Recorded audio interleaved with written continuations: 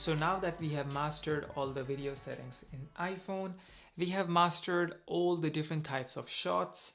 It's time to edit in the computer. We already edited in CapCut, went pretty good. Now it's time to learn this professional software which has been used in Hollywood, DaVinci Resolve. And the coolest part is it is free. So in the upcoming sections, I would be giving you a complete beginner's guide for DaVinci Resolve. And all the video clips is shot on my main camera, not on the iPhone for this course, but that has nothing to do with which camera it is. You just have to learn how to edit in DaVinci Resolve. And when we move to the color grading section, then I would be showing you the clips from the iPhone and how to get the best cinematic look. But first, if you are serious about videography, I would highly encourage you to learn this software. And I have explained everything super easy, super basic, how it is until now. So let's get started with DaVinci Resolve.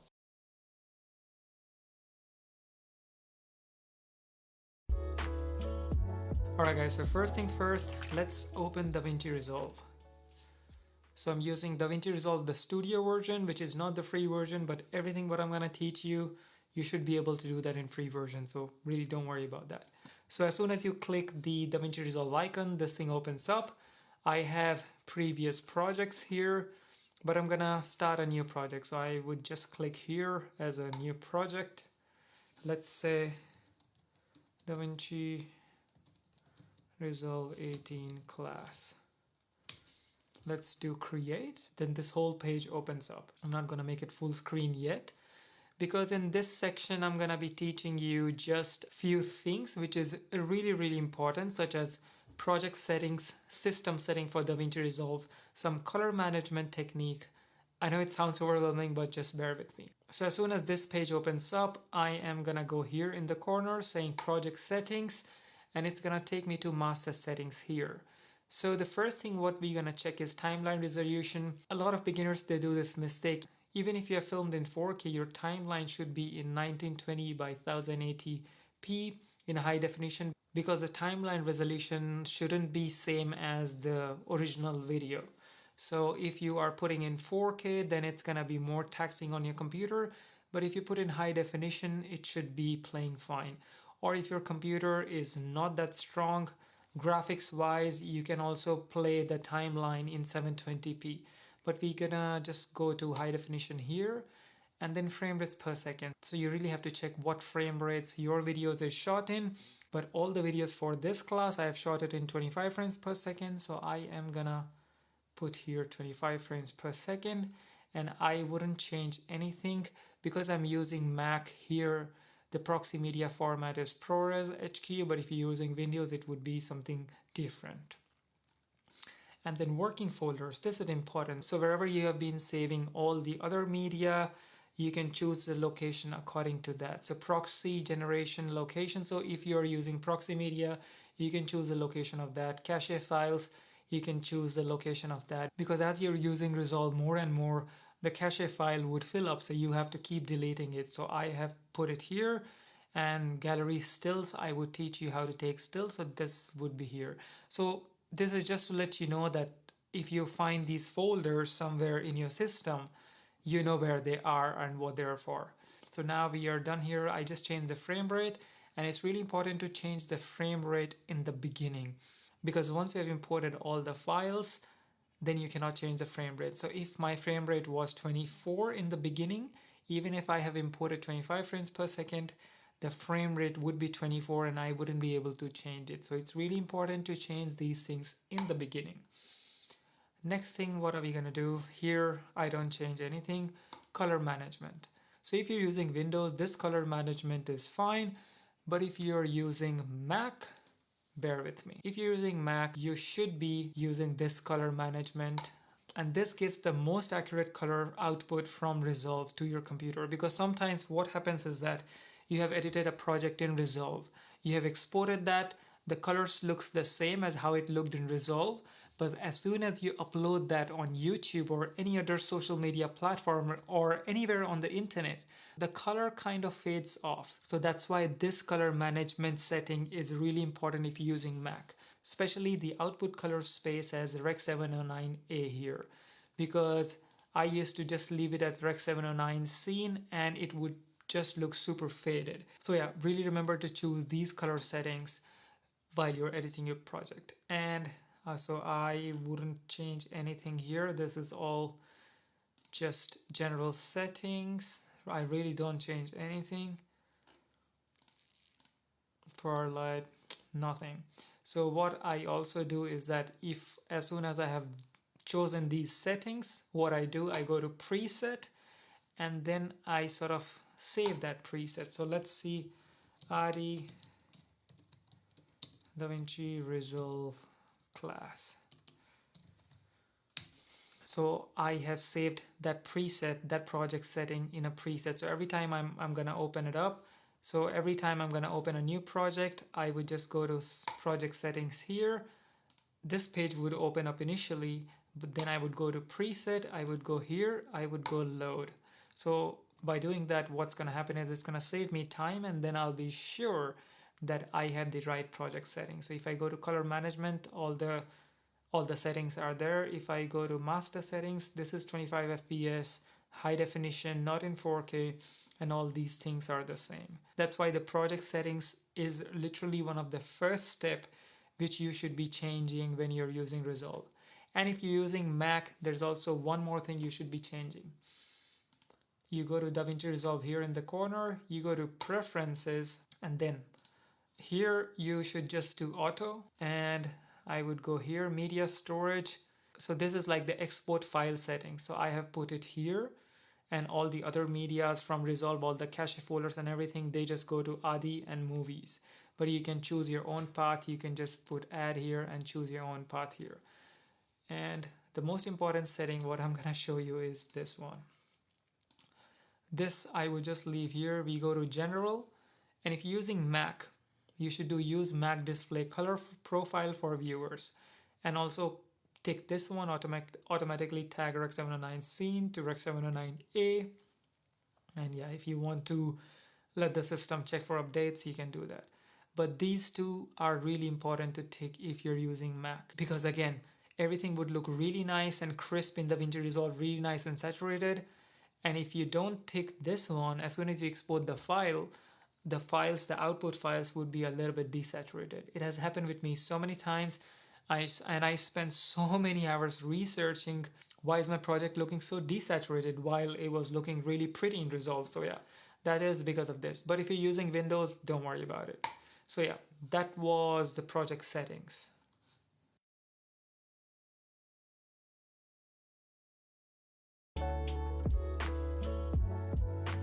So after the project settings, I'm gonna give you an overview of DaVinci Resolve 18, because there's so many things in this software and everything just looks so intimidating. But if we go step by step really slowly, then everything would be super clear to you. So let's jump in the computer. So as soon as we are done saving the project settings, this is how DaVinci Resolve looks like. So first thing, what are we gonna do?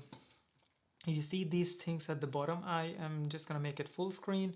So you see these things at the bottom. So there is media, edit, cut, edit, fusion, color, firelight, and deliver.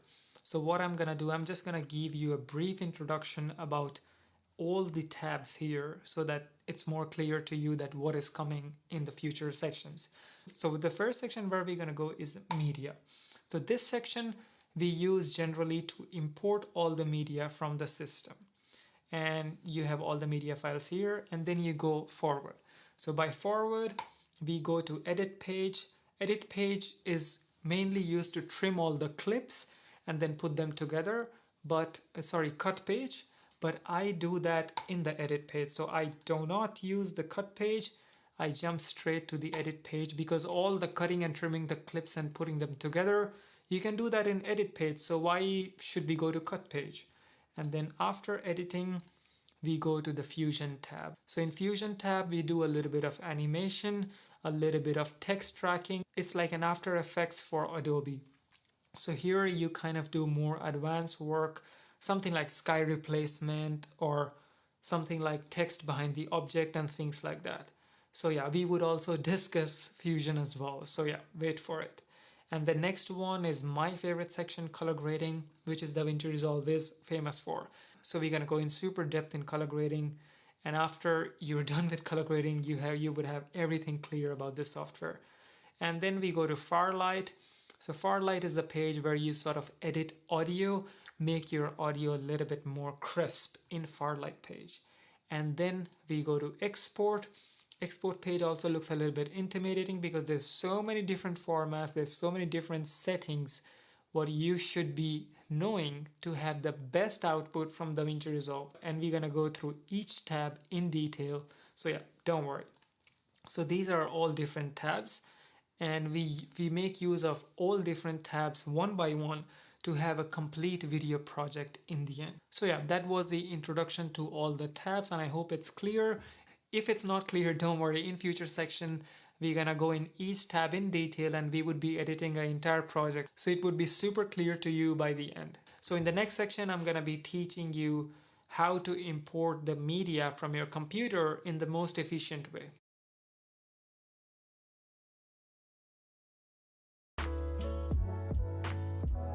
So we are here in Media tab, and here I'll show you how to import clips. So I'm gonna be importing a lot of raw clips, and I'll show you how to import all the raw clips at once. So I go here. So this is where I have saved all the raw files for this class. So I go to users, I go to ADI, I go to documents, I go to current. You don't have to memorize this. And then we go to DaVinci Resolve and then raw clips. And so we have to go through all these steps. So what you can do in DaVinci Resolve next time is that I keep all my projects in current project. So if I'm editing a vlog, if I'm editing for a client, so I have all these raw footage of separate projects in my current project folder. So what I do is I just right click and I just do add folders to favorites. So as soon as I do it, I have my folder here. So I don't have to go through ADI, users, blah, blah. I'm just gonna minimize it. So I don't have to go through all that step to find my files. It's always gonna be there in the favorite tab. So in my favorite tab, I have put current projects, desktop, downloads, because a lot of times I download from Google Chrome. So I don't have to go through user, downloads, blah, blah. I have just set up download folder here in my favorites. So let's go to current project, and then I've also put documents. So let's go to current projects here, and I have all the files here, raw clips. So this is a folder. It has some subfolders and some subfolders. So what are we gonna do? We have to drag and drop this in DaVinci Resolve. So these are the folders. They are still in the system. They are not in DaVinci Resolve yet. So if I drag and drop here, what happens is that all the files which was inside this folder, they have opened up, and all the subfolders are gone. So I organize everything according to how it makes sense for me, but it's not there. The folders are not here. So I'm just gonna go Alt and Z or Control and Z. And what I would do now is that I would drag this raw clip flow folder from the computer to here under master. And now you see what happens. Master, raw clips here, and all the folders are in same manner as how I have saved in the computer. So edit page, this. So I hope that makes sense. So you don't have to drag and drop the main raw folder of your project here. Just drag and drop under master. So this is the most efficient way where you can import the folders from the computer. And yeah, don't forget to save here in favorites. So that's gonna save you just so much time. So you can also go through all the clips here. But what I do is that I go to edit page here, and then we start with editing. So let's move on to the next section.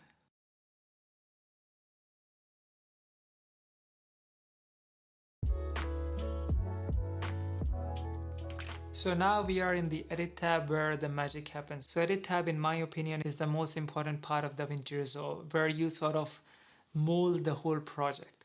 And there is a lot of things that you should be learning in edit tab. But what I've decided is I would divide edit tab in 3 parts. So we would be starting with the really basic things so that it's really clear to you. The basics are really clear to you. And then we're gonna do some here and there advanced things.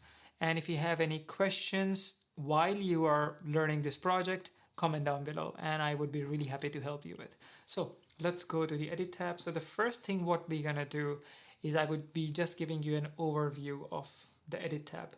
So here, as you can see, we have all the clips here. You can see all the thumbnails of the clips. And for some of you, the timeline and everything would look like this. So what you need to do, like in my personal choice, I just do the shrink option here in the corner. So I just shrink it so that I have more space here in my timeline. So this is the media pool. So under media pool, there's all the raw clips. Then we have effects. We're going to be using these effects. Then we have edit index. I don't use it. Sound library we have, which is also not that important. So if I unclick everything, we also have this much room. So as soon as I press media pool, this whole thing comes here. I am just gonna shrink it, and let's see. So maybe I would just play some clips and see. So this clip, if I just double click here, it would play here. So as easy as it is. And sometimes what happens is that if you see here in the corner, I've clicked the inspector. So this is not here, and DaVinci Resolve looks like this.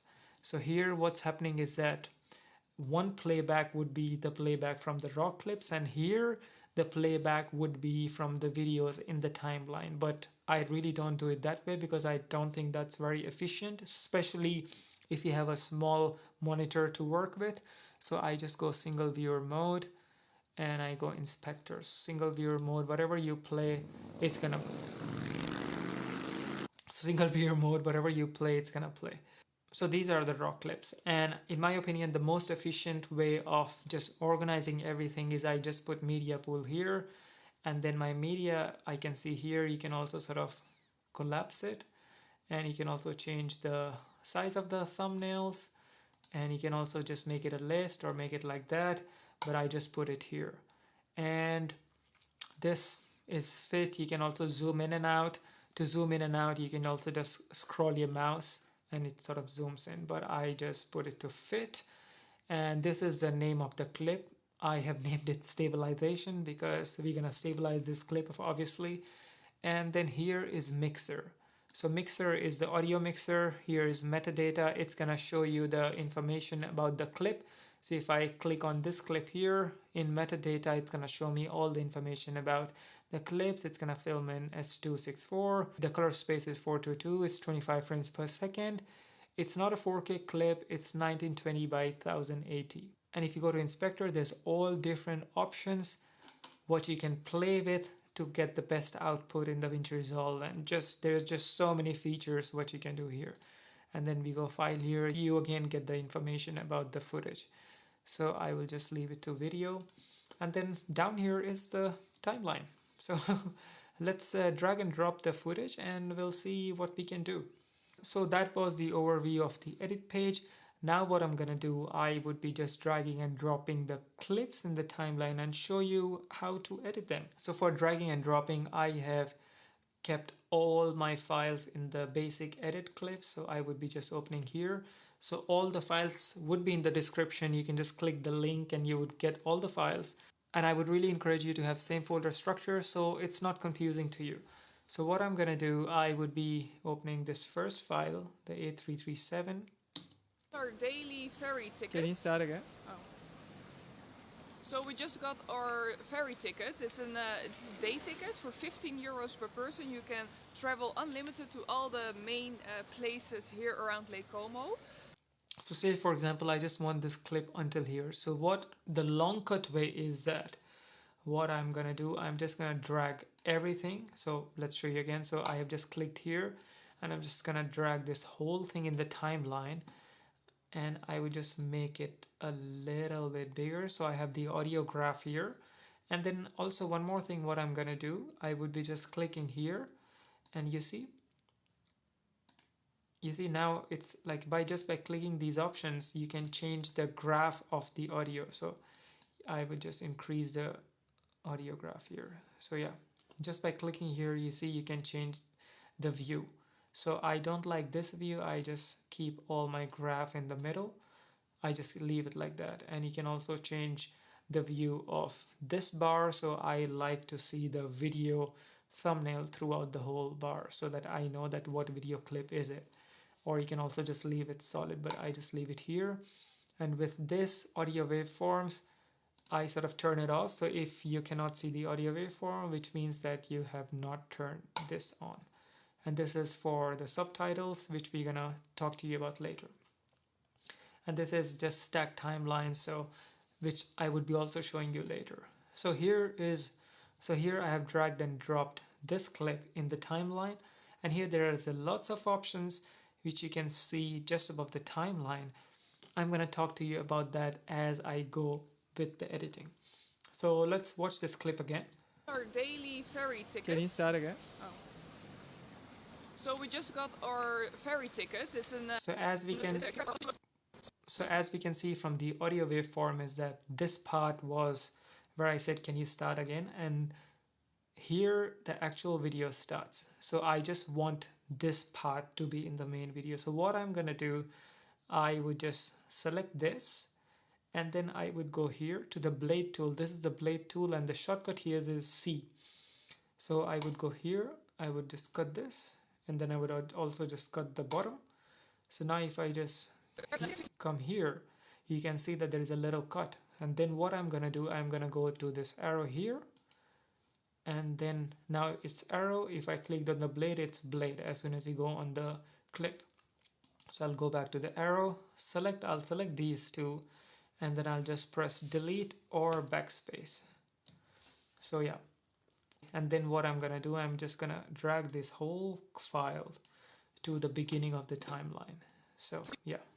So we just got our ferry tickets. It's day tickets for 15 euros per person. You can travel unlimited to all the main places here around Lake Como. It's just not going to. And from the audio waveforms, I can see that I just want the clip until here. It's my personal choice. So just for the sake of this class, I would just cut it here. So I'm just gonna go here to the blade tool again, just cut it, also cut the audio, and then I just make sure that the cut is there. And then I go here to the cursor so that my cursor has switched back from the blade. Then I select these two and I press delete by backspace or delete, depends on your system. So I deleted that. So now we learned how to trim the unwanted parts from a clip. But in my opinion, it's a little bit of slow process. You have to go here, then you go cut the clip, then you go here, select it, this, that, blah, blah. It's a little bit tedious process. And how we can make this process faster is by using shortcut. I'll show you. So shortcuts are something which is gonna save your life, and it would be a little bit intimidating in the beginning, but the more you practice on Resolve, there would be a point where you don't even have to look at the keyboard and you're just editing like crazy in a flow. So to get access to the shortcuts, what I'm gonna do, I go here, DaVinci Resolve, keyboard customization. So of course, if you're using Resolve for the first time, your customization would be completely different than mine. So let's go here and show you. So for me, I just use very few shortcuts, and those few shortcuts are lifesaver for me. So I'm just gonna discuss those shortcuts just in brief, and then I'm also gonna give you a preset what you can import in your computer. So me and you, we both have the same shortcut. So as we are editing throughout this whole project, I would be just telling you, okay, so now we are pressing I, now we are pressing O to have this command, you know what I mean? So yeah, if you just import my own preset, you and me would have the same shortcut, and I would tell you how to import those shortcuts. But the most important shortcut here, if you go click on C, which was the cut button, see, if I click here, it is blade edit mode. In your computer, it might be completely different. V was the normal edit mode. So as soon as we press V, the cursor comes up. And then A here is zoom out, S here is zoom in. So this is like zoom out and zooming in the timeline.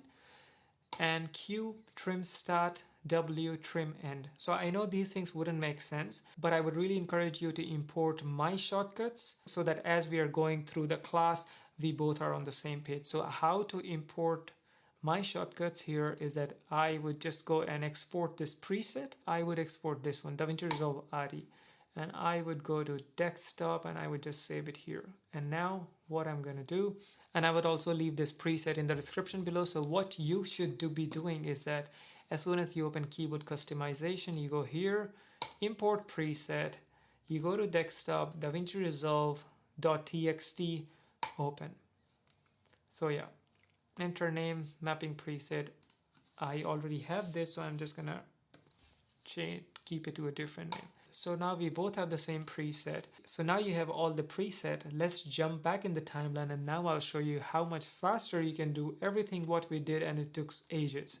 So I'm just gonna close it, and I would just delete it. So now if you have to delete, you press X. So that's gonna delete everything.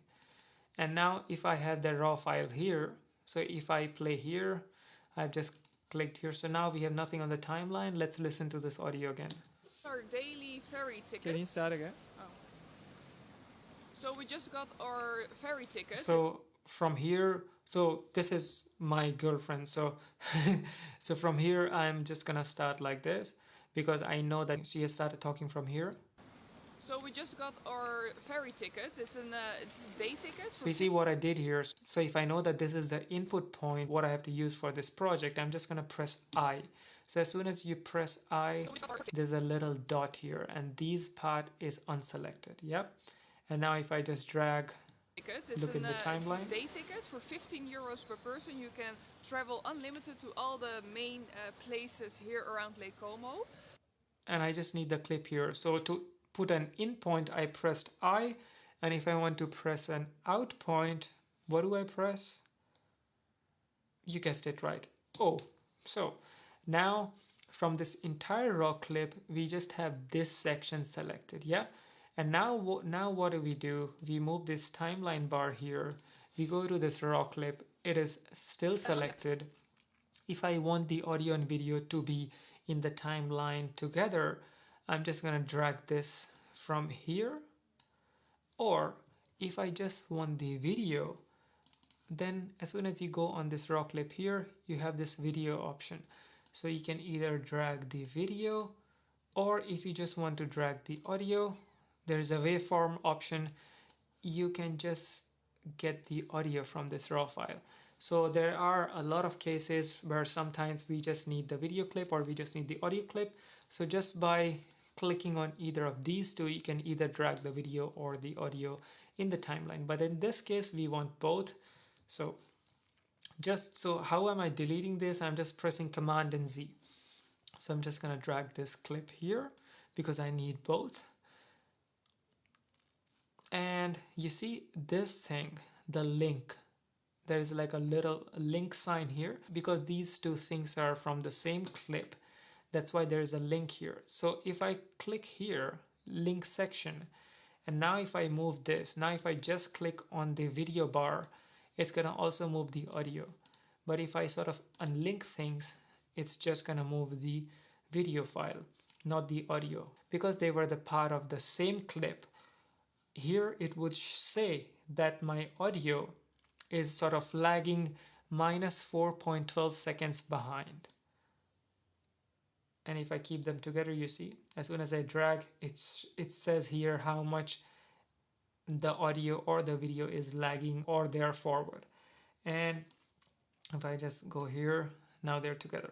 So that's also a really easy way to just see if by mistake, if you have moved your audio or the video, then you know that then it's gonna show you the red sign that this is how much the audio or the video have moved if they're from the same file.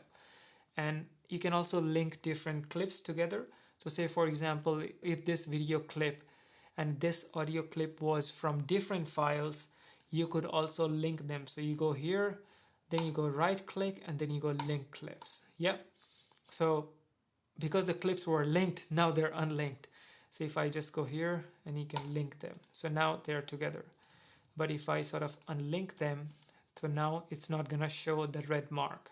So I hope these things make sense because these little things, they're gonna save you so much time, and sometimes they also save so much work, because if I'm editing like a really big project and sometimes by mistake I move like an audio file a little bit this way or a video file a little bit that way, so then I have to manually sync them. But if I have the seconds marked there, then I know exactly how many seconds I have to move the audio or the video left or right. So I would be linking them again. So that's how you drag and drop by the shortcut method. And now travel unlimited to all the main places here around Lake Como.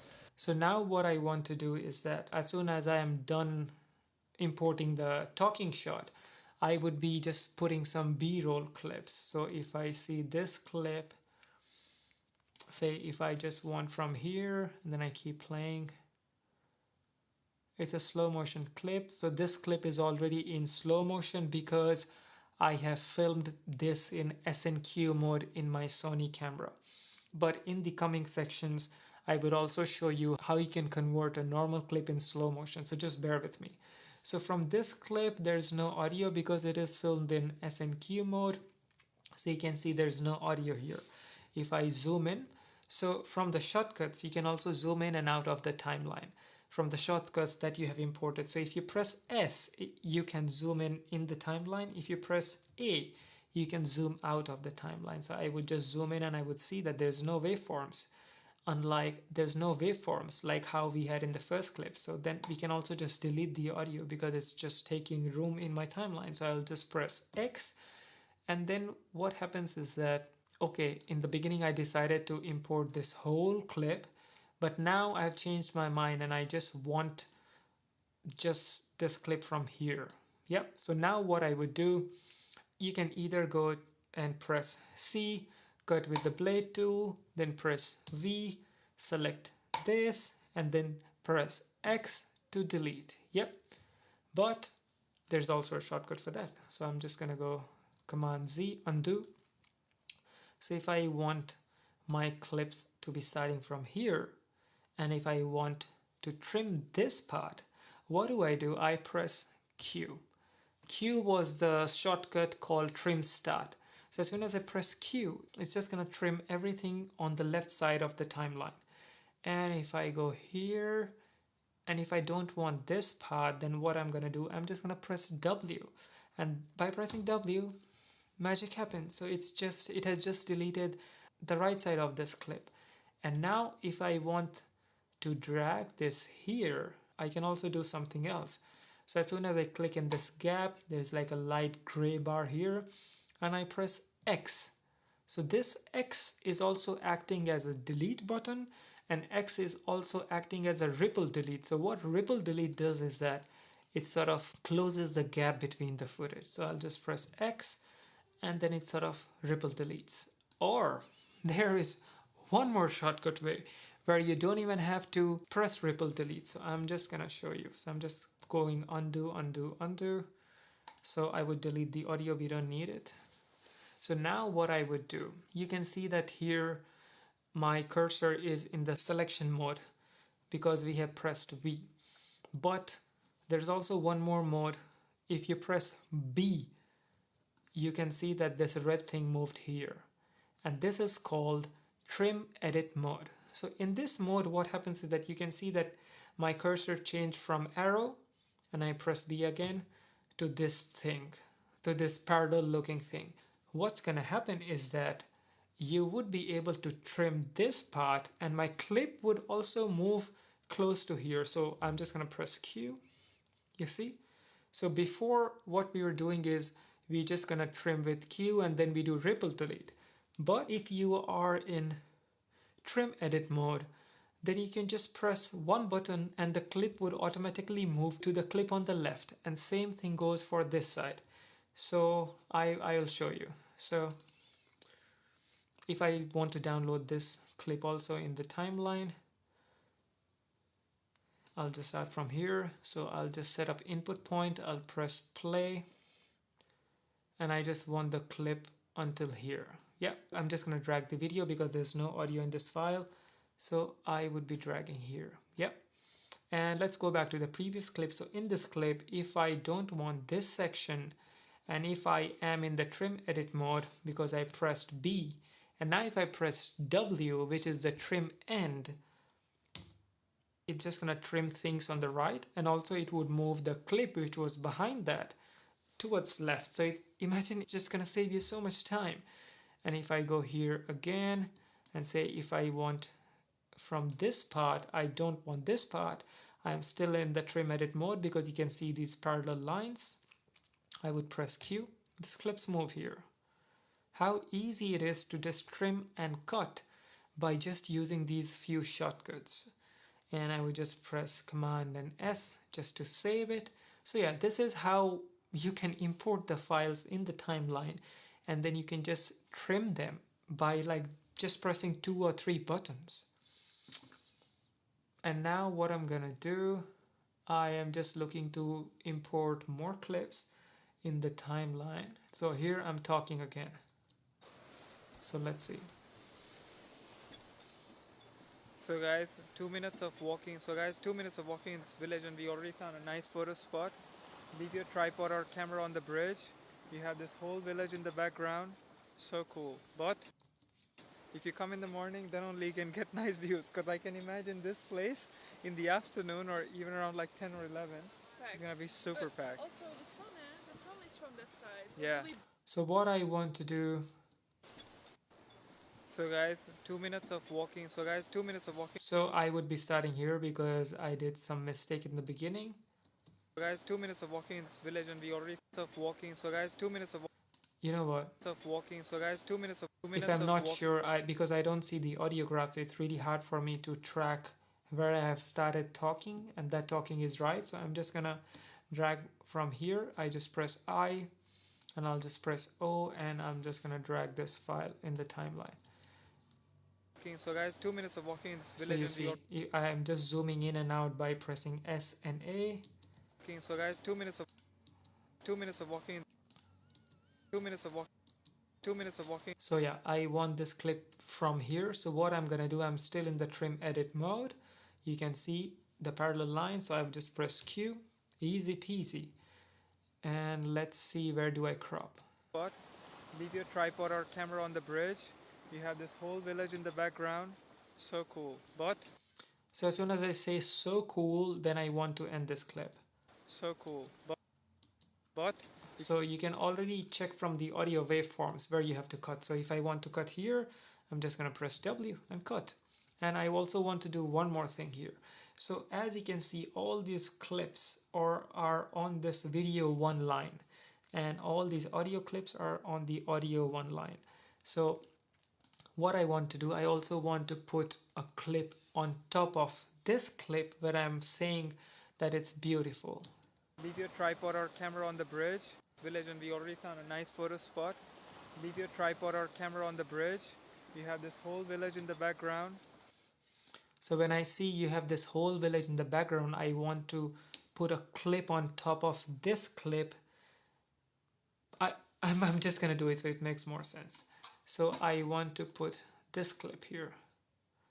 So there's also a slow motion clip without audio because I filmed in SNQ. So maybe I just want this clip from here, play, and then I press O, output point, and then I'm just gonna drag this here. Yeah. So I still have this thing on. So now what's gonna happen is that, so I still have this thing on, which is the trim edit mode. So now if I just want this clip to start from here. So now if I press Q, it's also gonna cut the bottom part. Yeah. So now what we have to do is that we should be going back to the selection mode. So I would just press V. So I have gone back to the selection mode. I press on this clip and then I press Q. So as soon as I press Q, it's not gonna move forward. It's gonna be trimming at its place, unlike how we were doing before. So yeah, don't get confused between the selection mode and the trim edit mode, because trim edit mode is to cut the clip in between and move the entire clip to cover the gap. But if I just zoom it in the timeline, You have this whole village in the background. and I just want this clip until here, so I'm just gonna press W because we are in the selection mode. So yeah, so you can see what's happening here is that there are two clips on top of each other, and whatever clip which is on the top, the software would be displaying that. So if I had put this clip on the top, the clip underneath would never be visible. So whatever is in the top, DaVinci would be showing that. So yeah, I'll just leave it Village in the here. background. So cool. So that was the basic trimming of the clips, and also just basic way of putting all these clips together. So If I'm doing like a YouTube video, I select in and out points and I just drag and drop them on the timeline, and then I'm sort of using the selection view mode or the trim edit mode just to sort of put them together and sort of keep the best part from the video. This is how you drag and drop in the timeline. So you also might be observing, if you're wearing headphones, is that if I already found a nice photo play spot. this footage, the audio is just coming from the left hand side. That is because every time when I'm recording or filming a vlog, I keep a setting in my mic that the audio just records from the left hand side, and to make it correct, what do we do? That's the case for both of these audio files. So what I'm gonna do, I go here, I press right click, I go to clip attributes, I go to audio, and then here the audio is coming from channel 1. Channel 2 there's nothing, so I would also link the audio here to channel 1, and by doing that, Leave your tripod or now you camera on the have bridge. the audio from both the files. And if I want to increase or decrease the volume of the audio, if I just zoom in by pressing S, as I'm sort of dragging on the audio bar, I have my cursor turns into something like this, and then I can just increase or reduce the volume. So you see 7.50 dB, 10 dB. Decibels is like a unit of sound. So of course the higher it is, the higher the sound is. Day tickets for 15 That euros is too high, so I'm just gonna leave it to maybe 2.50. per person. You can travel Maybe a little bit louder. Yeah, 3 points. Yeah, let's do 5. unlimited to all the main places here around Lake Como. Per person, you can travel unlimited to all the main places here around Lake Como. And if I have to do the same thing here, I am just gonna increase it to 5. So you have to really remember which decibels you have put this volume to. So now this is how our clips look. So in the first clip there is some audio, we are talking. Second clip, no audio. Third clip, no audio. In the fourth clip there's audio again. So what I want to do, I want to put a music track in this entire clip, and I want this music track to be a little bit of sort of running in the background, and then here the music track becomes a little bit louder because there's no voice, and then as soon as we come here the music track becomes a little bit lower again. So what are we gonna do? If you see here in the folder, I go to music, and this is the audio track. What are we gonna use?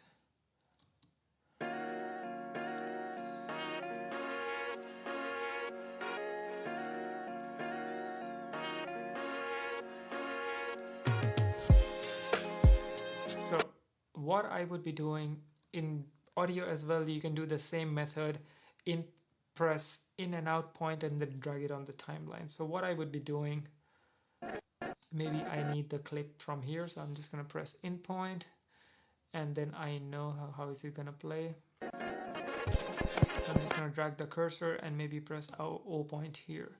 And if you just drag it, there's no audio or video option because this is just an audio file. So I'm just gonna drag it, drop it here. And I'm also just gonna bring this a little bit bigger so that I see these graphs well. So now you see my audio 2 has music, audio 1 has all the voices. And here there's also video 2, video 1, video 2 had this file. And if you can also just add anything on video 3, video 4, video 5. So as you add more videos on top of each other, this thing in the corner, they increase it. So in a brick project file, we do that sometimes. So you see what I want to do, you remember here the beat picks up. Around Lake Como. So I also think that the audio is a little bit too loud as compared to Tickets. It's day tickets for 15. as compared to our talking voice. I'm just gonna reduce the zoom it in the timeline by pressing S and reduce the volume maybe minus 6.12 decibels. And see, I can already see here that the beat sort of picks up here. So I'm just gonna drag this audio file here. Oh, I think that is the starting point of this audio. So that's why I couldn't drag it further, you see. That is the starting point of this audio. And now what I'm gonna do, I'm just gonna make it a little bit bigger. And now what I'm gonna do is, as soon as you go here, if I drag the whole thing down, the audio of the entire thing goes down. But I just want the audio to be running in the background here, a little bit louder in this section, and running in the background again here. So what I would be doing, I would just make the audio go until here, and then as you can see, this my cursor changing here. What I would be doing, I'm gonna put some key points. So here I would be pressing Alt or Option. So you see there's this red dot, and I'm gonna be putting Alt and Option again here, red dot again. Yeah, and now by selecting this red dot, you can increase the volume of everything after this part. So the more gap you leave, say for example there's this much gap in the red dot, it's gonna take from here to get your volume until say 7.14 decibels. But if I want the audio to go up drastically really fast, I'm gonna reduce this gap. But I want it to kind of fade in a little bit. Don't be like, not to be too harsh. So here my audio is minus 17 decibels. Here I'm just gonna leave it to minus 8.33 and see how it sounds. So let's hear it. So we just got our ferry ticket. It's a day ticket for 15 euros per person. Just gonna drag it a little. You can travel unlimited to all the main places here around Lake Como. Yeah, so this is also the mistake a lot of even professionals they do, is that sometimes if someone is talking, they still put this audio, the background audio, a little bit louder, which can be really annoying. So I think that it is at a good spot, probably. So I'm just gonna hear it again. So we just got our ferry places here around Lake to all the main places. So here the audio is clear. Here the voice is clear. The audio is also clear in the background, and here the audio sort of picks up. This is here around Lake Como. So here, if you observe it, I'm just zooming in the timeline. There is a beat here, and then there's a beat here. So you really don't have to rely on your listening. You can just see all the beats, and it can be nice to cut the video on a beat. So let's hear it again. Main places here around Lake Como. So I also want this cut to be here. So what I do, I'm just gonna move my timeline cursor in the beginning of this beat. And what I do, the easiest thing ever, I'm just gonna drag this clip here and done. So it's gonna delete the end part of this clip, and now we have a cut on the beat. So let's see it again. Oh.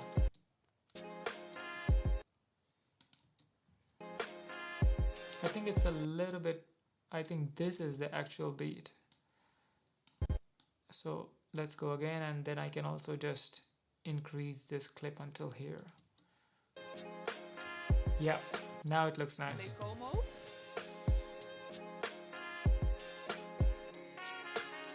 And now what I want to do at this beat, I want to lower this volume. So just gonna press Alt or Option again. We have a red dot, maybe until here. So it's at, so maybe the red dot here, so the audio sort of fades in a little bit slower. So I'm just gonna put it to minus 20 decibels or maybe 21.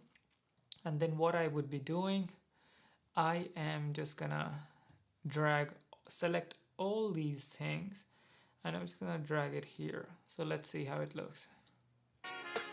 2 minutes of walking in this village, and we already found a nice photo spot. 2 minutes of walking in this village, and we already found a nice photo spot. Leave your tripod or camera on the bridge. You have this whole village in the background. So cool. See how cool it looks.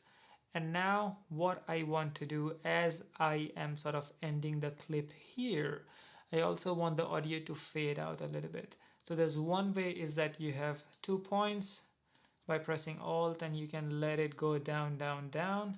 but we do it a little bit different. Undo that. So as you sort of move until the end of the clip, you see this white thing here. So what I'm gonna do, I'm just gonna hold it, click it, drag it until here like this. So what this would be doing is that this would let the audio sort of fade out. So let's see. Leave your tripod or camera on the bridge. You have this whole village in the background. So cool. So when the audio sort of fades out, you don't even realize. So this is a really cool thing. What Resolve has to offer is that you can choose when the audio fades out, and you can also do it like this. So audio kind of fades out in the end, or you can also do it like this. So audio sort of fades out already in the beginning. So let's try this. Walking in this village and we already found a nice photo spot. Leave your tripod or camera on the bridge. You have this whole village in the background. So cool. So audio sort of fades out and we don't even realize. So these little, so as soon as you go here, you can just drag and drop. You can just drag these things to change the volume, and you decide when the audio fades out. These are really cool things about Resolve, is that all these things are just there on the timeline, and it's like a play, you know. So that's the really cool thing about Resolve, is that all these things are just on the timeline, and you just have to know what everything does. Once you're done learning Resolve, there is endless possibilities for creativity. And the same fade out we can also do for video. So if I go here, the video, we can also fade it out. Background, so cool. You see? Say if you want like a shorter fade out. So cool. Yeah. So these are a few little things to make your footage look more amazing. So now we added music. We sort of dragged and dropped everything. I also showed a few shortcuts for you to trim the clips using selection mode and the trim edit mode. So now, as I told before, is that I also want to show you how to convert a normal pace video in a slow motion. So here we go in this folder called 50 FPS, and the reason why I've written it 50 FPS is because this footage was shot in 50 FPS. The only time footage can look nice in slow motion is if they are recorded in higher frame rates. If you want to know more about it, you can watch my class about camera basics. There I have taught everything about frame rates, making slow motion, making fast-paced video, and this and that. So I would let's just see this clip. It's like a Gurudwara, it's like a temple for Sikh people. Sikh is a religion in India, and it's a footage in Gurudwara. So much clearer. Maybe even here when we walk there. Walk towards me a little bit, yeah. So you see this footage looks in a normal pace, and how do we know it's 50 frames per second? Is we click here, so the video is selected, then we go to file here, and in the file you can see here the other footage was 25 frames per second and this is 50 frames per second. So there's one way to do it in slow motion is, say if I want this part to be in slow motion, I go in point, out point. I don't want audio in the background. I'm just gonna drag the video. It's still a normal pace video. What I'm gonna do, I'm gonna right click on this one and I'm gonna go change clip speed. And then speed, I would reduce it down to 50% because this is in a 50 frames per second. It can look nice if it comes back down to 25 frames. So let's go here. Let's increase the clip length.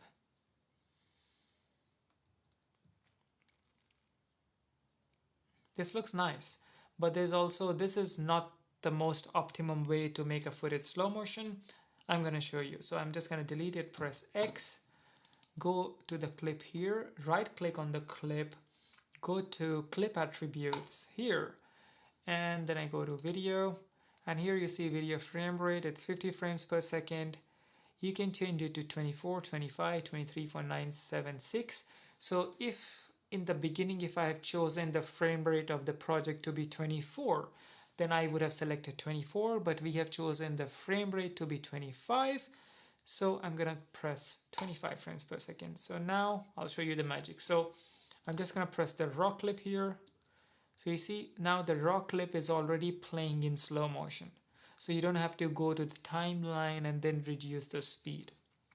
And here you're sure that the video is playing in 25 frames per second. And I'm just gonna press in point here because I want this video to be here. And out point here. So I'm just gonna drag this here. And same thing we can do for the next clip. So every time, even before sort of selecting any point in a higher frame rate video, what do?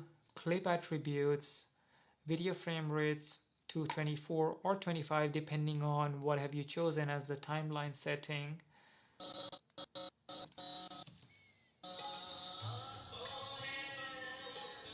Yeah, so I would just drag and drop the video here. So yes, you see. So what we did was went to clip attributes and changed the frame rate of the video. So you see now when I click on this video here, now you see it's 25 frames per second. So yeah, we did like in a proper way the changing of speed. So this is really good. That is how you should do it. And if I sort of reduce a 25 frames per second video into slow motion, so say if I drag this video file, so also one more easy shortcut is that if I want just this video file to be here, what do? Press this video file, press Alt or Option, go here, and then just drag it here. So you literally have the duplicate of this thing here. Same thing we can also do for audio, or if you want, we can also do audio and video together. But this was a 25 frames per second video. And if I reduce the speed of this thing here, let's say 50%, you have to see how jittery it looks.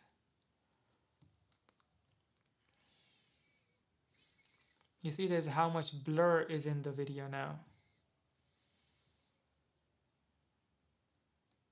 You see it's not looking that smooth. So that's why you cannot reduce the speed of a video which is already in 25 or 24 frames per second.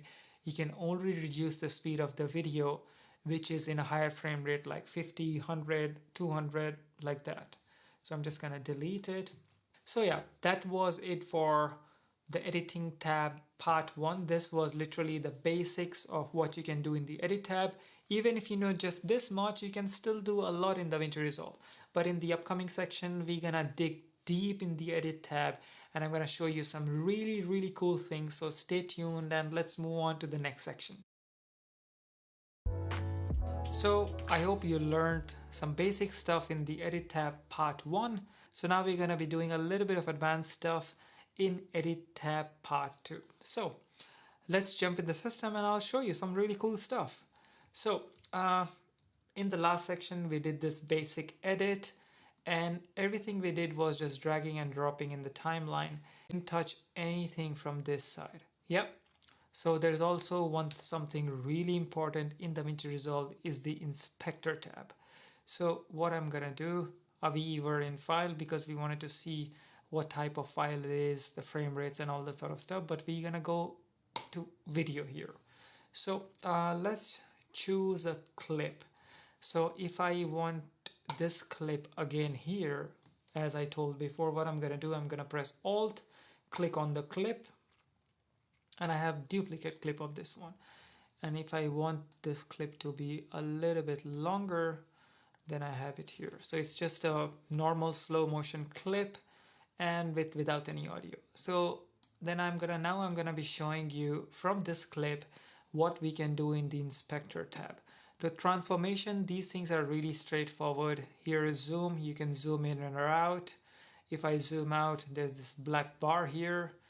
So if I just type 1 here, sort of zooms back to normal. Position, you can change the position of the video in x-axis, y-axis, just pressing undo. Rotation angle. So this is something what we need now. So I'm just gonna scroll back from the mouse so I just would see the whole image. And now if you see here, the video looks a little bit tilted. The horizon, it's like this. Yeah, you can also hold this and change the rotation angle, but it just goes like crazy. So what I'm gonna do, I'm just gonna press these numbers and just drag my mouse. No, the other way. So I think here it looks neutral, the rotation angle. What do you guys think? Yeah. So I have rotated this clip, but the problem is here there's some black bars. So what I'm gonna do to remove that, I have to zoom in. So I would say zoom in until here. Yep. So what did we do? We did some rotation and zoomed in to avoid the black linings on the side. So that's how rotation works. And then anchor point is just the anchor point, like the center point of the video. You don't really need to change anything with that. Just leave anchor point to 0. Then pitch and yaw. If you do pitch, the video goes like this. If you do yaw, the video goes sideways like this. I would show you when can we use this later in this section. Flip, of course, you can flip the direction. If I flip it, you see the rotation angle sort of becomes more. But yeah, this is how you can flip any image like that. I'm just gonna press Ctrl Z, and then you can horizontal flip as well. And then smart framing is something as if the software would decide what frame is more optimum. So you see my subject is in the center. That's why the software have moved the subject to the center. But if you choose a reference point here, let's say I'm just gonna put the reference point of the subject here. Let's do reframe and see what the software does. So it has just put it here. I'll put the reference frame here, and let's see. So you see now whatever I put, that thing becomes in the center. Yep. And that is just by moving the position left and right. So I don't really use it, but it can be handy if you are filming any sort of reel from this big video. So I don't want this. I would just sort of zoom in. Yeah. And cropping. Cropping is really important in 2 ways. So say for example, I need, say, this video on top of this one, but I want this video to be in the corner a little bit cropped. So what I would be doing, I'm just zooming in the timeline. I sort of zoom this out, say, put this video here, yeah, just in the corner. And now with cropping, because I've selected this video, maybe I crop something from the right, maybe crop also from the left here, and then I can just also change the position. So you can use cropping in like 100 different ways. So maybe I'll just put both the videos together and see how it looks. So cropping is not just for this use, you can just use cropping for anything. Yeah. So that was cropping. Also with the inspector page, you have done cropping, you have changed all these values, but if you want to reset it, what do? If you want to just reset the crop left, you go here. And if you want to just reset crop right, you go here. Yeah. But if you want to just reset the whole cropping, you just press here on the top. And if I want to change the whole transformation, what I did here, I can go here one by one, then here, or I can just press here. So it's going to reset everything what we did in this section. So you see, I'm just going to press Ctrl Z, or I would just delete it. So yeah, that was cropping for you. So anything, whatever change you do, you can always just reset it with these icons. Dynamic zoom, the software does it by itself. It just looks a little bit weird. Like, look at this. The software did the zoom by itself. Now it's kind of zooming out. It's a little bit weird. I don't use it. Composite, I would teach you this later. Stabilization. How to stabilize a footage. This footage looks a little bit more stabilized. It kind of, yeah, it's a good stabilized footage. But I have a stabilization example, good example. The audio would be really loud in this one, so.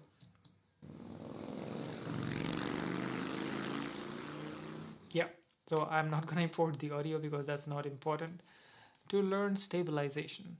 So if you see here, I'm just gonna make it fit so that I have enough room to work with. I can also drag this down so I can see this footage a little bit more.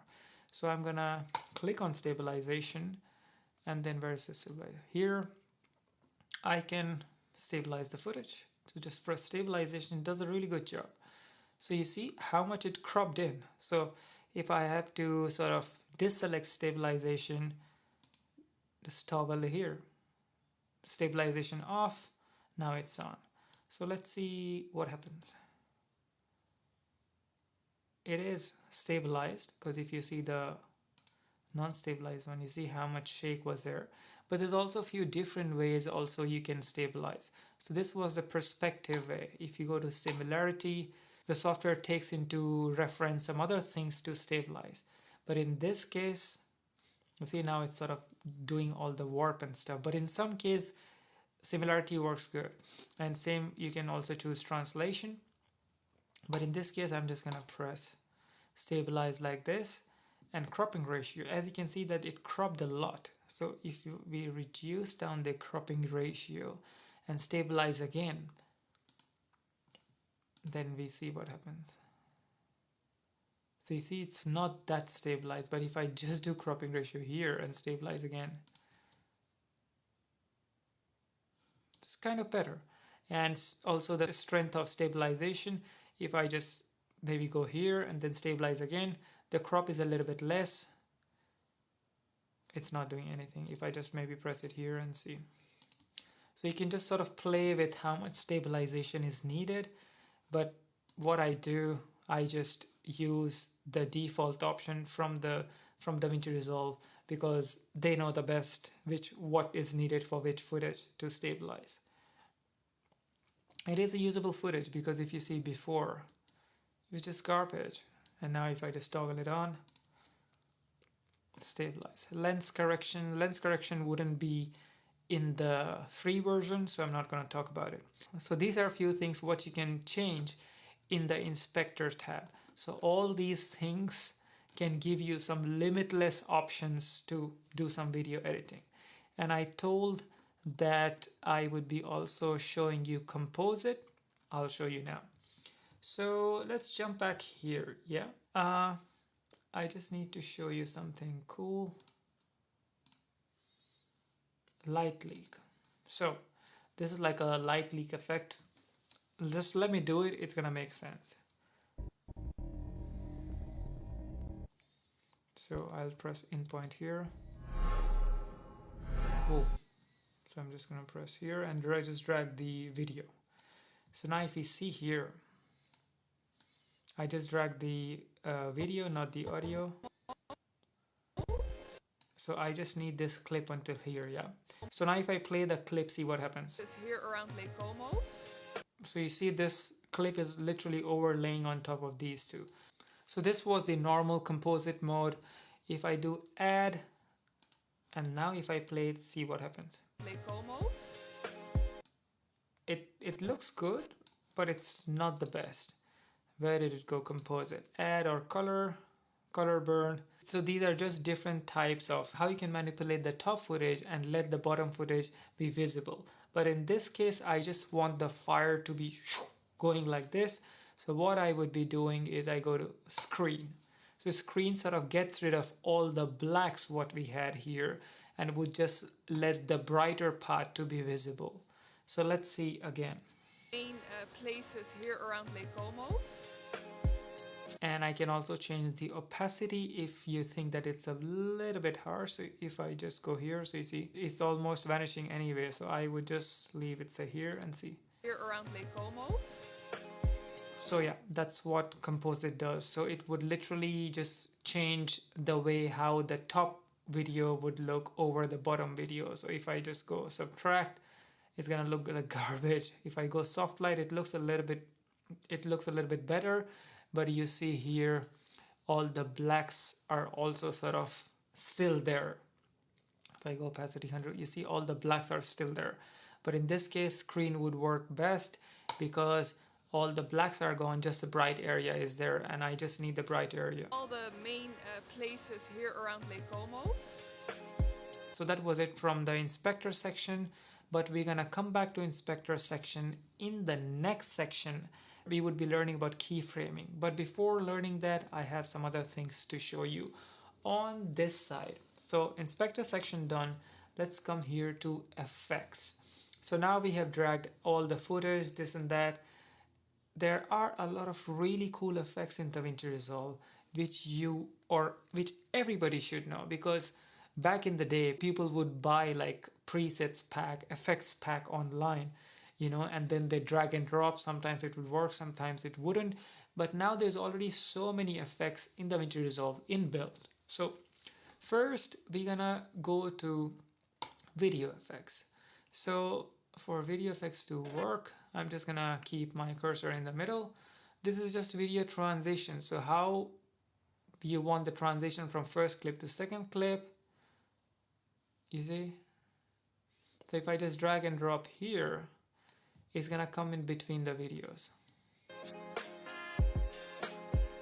And I can also change the duration of the effect. You see? And if I can also delete it, so just select the transition period here and press X. Same blur, dissolve. So you can just play with everything. It's just so much.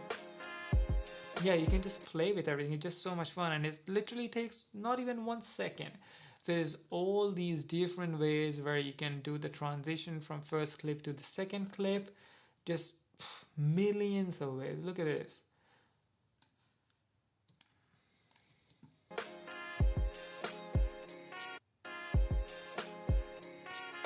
My computer is getting stuck a little bit, so using these transitions would also be a little bit taxing on the system, and I'm also doing screen record at the same time. So yeah, that's why it's a little bit taxing, but you have to be mindful that it could be taxing.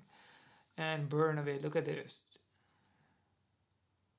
Like just by dragging and dropping. This is cool. How cool is that? So yeah, that was video transition. Audio transition, we're gonna come back later. Titles and text. So simple titles, like it's literally just drag and drop all these titles. What I'm gonna show you is something basic. You can just drag and drop here. You know what, I'm just gonna mute this audio. It's a little bit annoying. So how do you mute it? Just press here. So I'm just gonna mute this track. So mute track. So if I mute this track, everything on audio 2 would be muted if you're making a big project.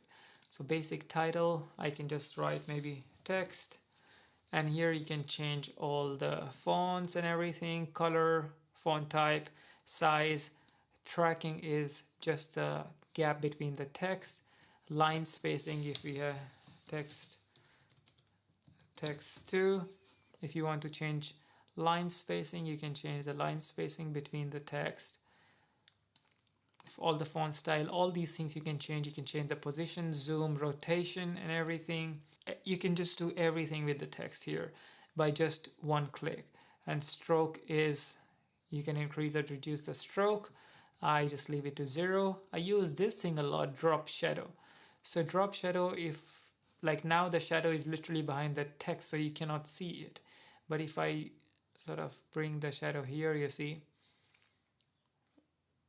And you can also change the opacity of the shadow. You can also change the blur of the shadow. Now it's like super blur.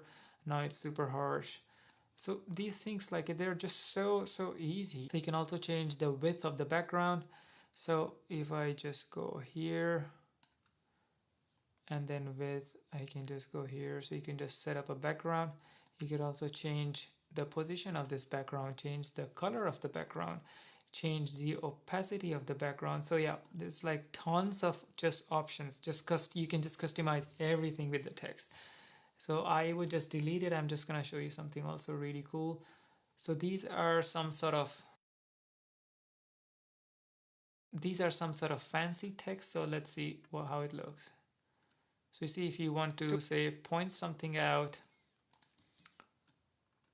these are all inbuilt in Resolve. Like, how cool is it? Like, I go to setting and I can just move this here. I can just zoom in and out. So you go title here you can change all the text, and if you go to setting here, you can just change everything. So let's check it out. I would delete it. There's so many like lower third or like just different title options. Look at this. And these are all crazy customizable. So you go to titles, you can just change all the text, all the sizes, settings, you can do everything in this one. So you can do a lot of things with just titles here. There's already like so many cool stuff. Like look at this. Leave your tripod or camera on the bridge. You have this whole village in the background. Back in the day, you have to buy these things online, and now it's already in Resolve. These are things you can do with the text. Now we go to generators. So generators here, generators, as the name suggests, you can generate these textures on your timeline. So you see, I'll give you a good example. So you can just generate all these things, maybe put text on this one. So what I would want to do, maybe I want this clip, or maybe not. Maybe I want this clip. So I'm just gonna bring here on top of this. And if I sort of zoom this out, so if I zoom this out, I can see the bottom clip. Yeah. And I can also do some drop shadow. So now if I go drop shadow in OpenFX,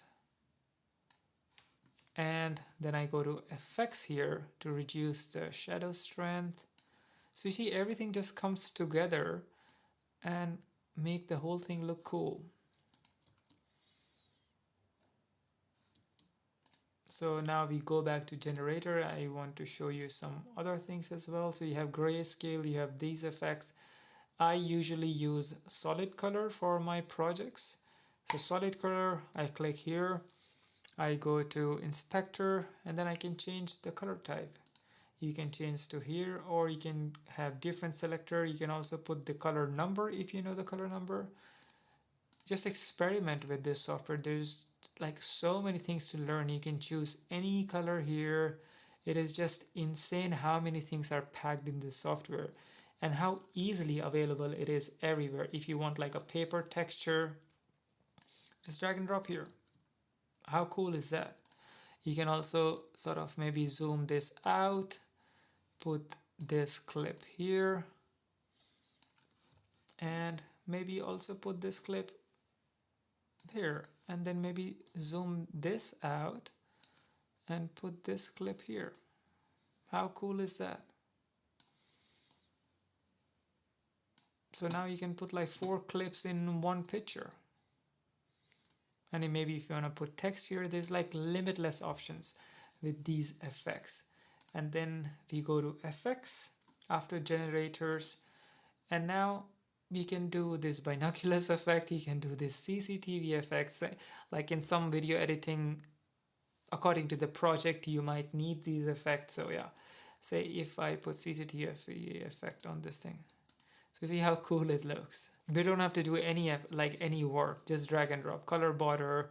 So if you want a border, let's go in this one. So if you want a border like this, or if you want a glitch like this, if you want a drone overlay, like these are all these crazy overlays which is just available in Resolve. If you want night vision, if you want a video call effect, if you want a video camera effect, it's just there in Resolve. How cool is that? Nothing really fancy, just drag and drop. And as soon as you say, if I just drag and drop the CCTV, so these were from the effects panel, then I go to the effects panel, and then you can also change the text.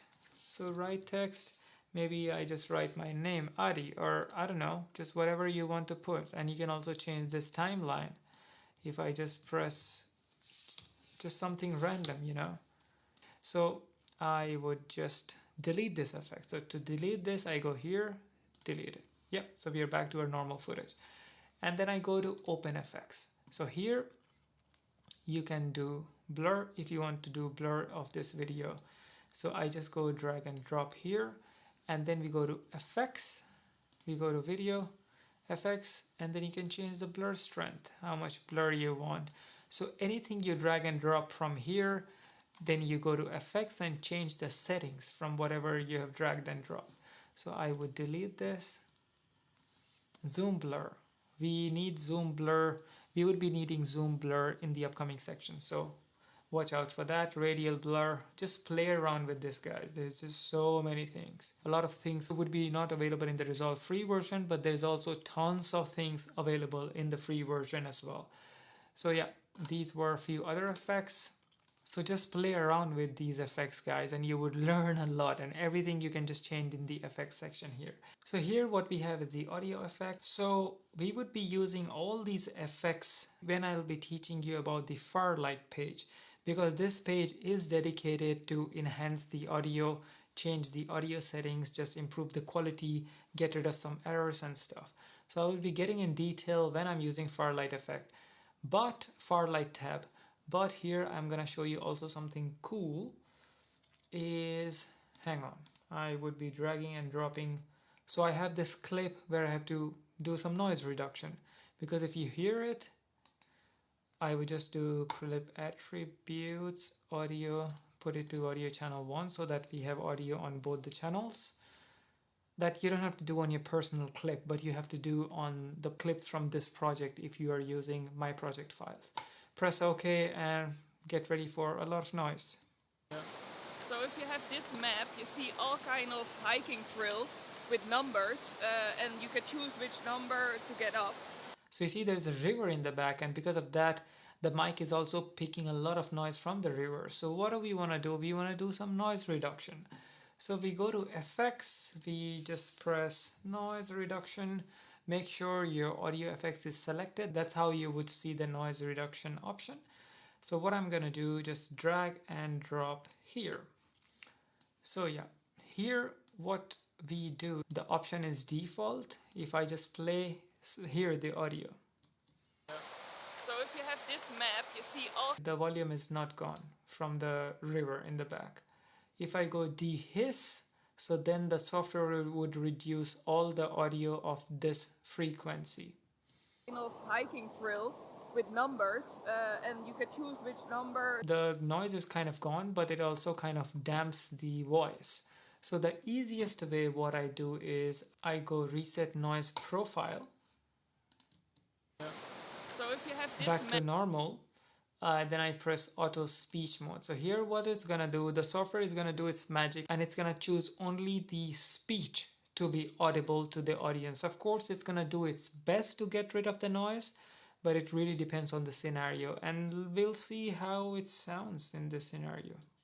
You see all kind of hiking trails with numbers, and you can choose which number to get up, and every number is more steep or it's more... And here we can hear before and after. So if I just do this side, we're gonna hear before. So let's play from the beginning and see. So if you have this map, you see all kind of hiking trails with numbers, and you can choose which number to get up. And every number is more steep or it's more like going like this. And we choose to go for 14 because we go through the forest. And after 14 we will try to search for number 18 because So you see, I was just pressing on and off, and you can see how much difference it is, right? So just by doing noise reduction and just go to auto speech mode, the software does a really great job in detecting your speech and getting rid of the background noise.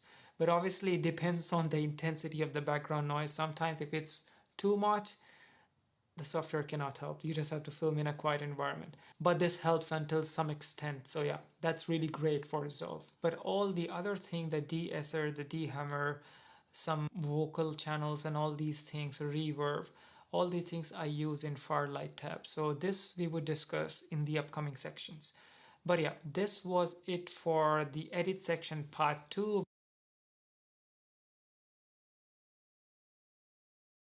So the edit tab part 3.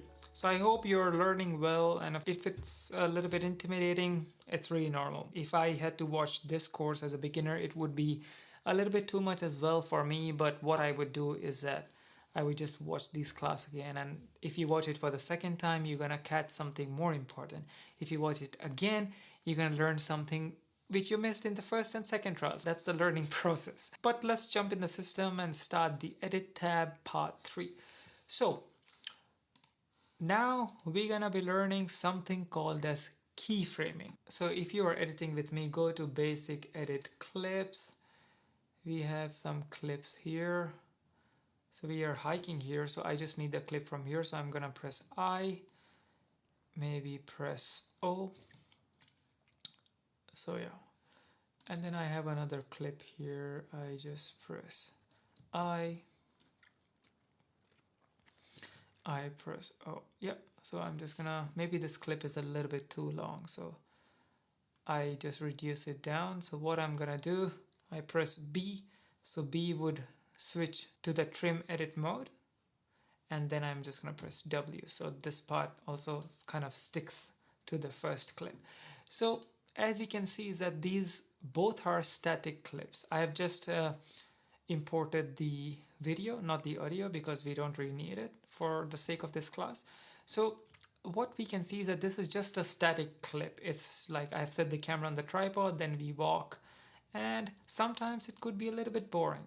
So what can we do? We can introduce some movement in the clip. And how do you do it? I would go to the inspector tab, select this, and then we're gonna do something called as keyframing. So what is keyframing is that, let's go to the zoom panel here. I just press this icon here, this diamond button. So you see, as soon as I press it, it becomes red.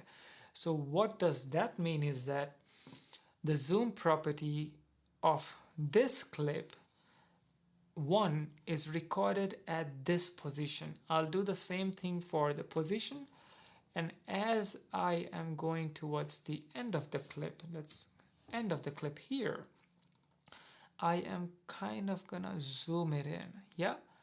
And as I'm zooming it in, I'm gonna sort of position my footage until here. So by doing this, you see the red icon appears again. So by doing this, what did I do was that I have set the zoom and the position parameter at this point at end of the clip to these values, and in the beginning of the clip to 0 and 1. Yeah, so as I'm gonna play the clip, you would see that these numbers are changing to what we have set in the end. So let's play it.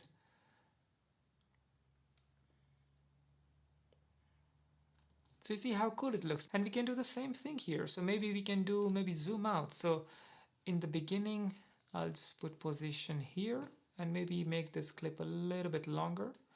Position here and zoom in and maybe change the y-axis here. Oh, not too much. You see the black bar. We don't want to see the black bar until here. Yep. And then as we move here, I want the footage to come back to its original position. So I'll just press 1 because 1 was the original position. I press the position of the clip y-axis to be 0 because that was the original position. You can change it to any number. So let's go here and now zooms out. How cool it looks. So this is called keyframing. So you can do this keyframing for everything. Also, I'm just going to show you one mistake what I was supposed to do. So you see, my cursor is here, my timeline cursor is here, but if I crop it, let's see if I crop from the top, I don't see any change in the footage. The reason is because I have selected the clip here. You see the orange highlight around this clip? So the changes would be in this clip. So that's why I'm just going to press Ctrl Z. So that's why whatever clip you want to change, make sure to click on that so you have the clip highlighted. Yeah. So I would be showing you something really cool with crop. You might have seen it in some movies. Some of you might know what I'm going to do. So yeah. And I'll also crop from the bottom here, maybe just until here. Yeah. And so yeah, let's choose the keyframe here. So I'm just gonna select the keyframe here and here, which means that I'm telling the software that I want these parameters at this point. And as I maybe move here, I want it to be 0. So now you see what's going to happen is, how cool is that? So with keyframes, you can do anything. And you can do the same thing for pitch and yaw, which I'm going to show you later. So yeah, keyframing can be really handy. It's really cool because just by, even with the static shot, you can just do so much. And we're going to be doing a lot of keyframing in the upcoming sections. The next thing what I'm going to teach you is speed ramping. So speed ramping, you go to speed ramp folder and you have like this 5 clips. speed ramping is a really cool thing which is gonna separate the beginners and the professional. So that's why I taught you all the basics, so that once you reach to the speed ramping section, you kind of know what is going on. Here, I'm just gonna give you a little bit of brief. Here, all the footage what we have, especially from the camera, they were shot in 50 frames per second, but I've converted them into 25 frames per second. So you see it's a slow motion. So maybe I want this clip from here, or maybe from here. Yeah, I'll just drag and drop because there's no audio anyways. And maybe I'll just drag and drop. It can be really cool if you can also edit with me. So you can just watch what I did, pause the video, and then edit yourself. And then maybe some drone footage. I go here.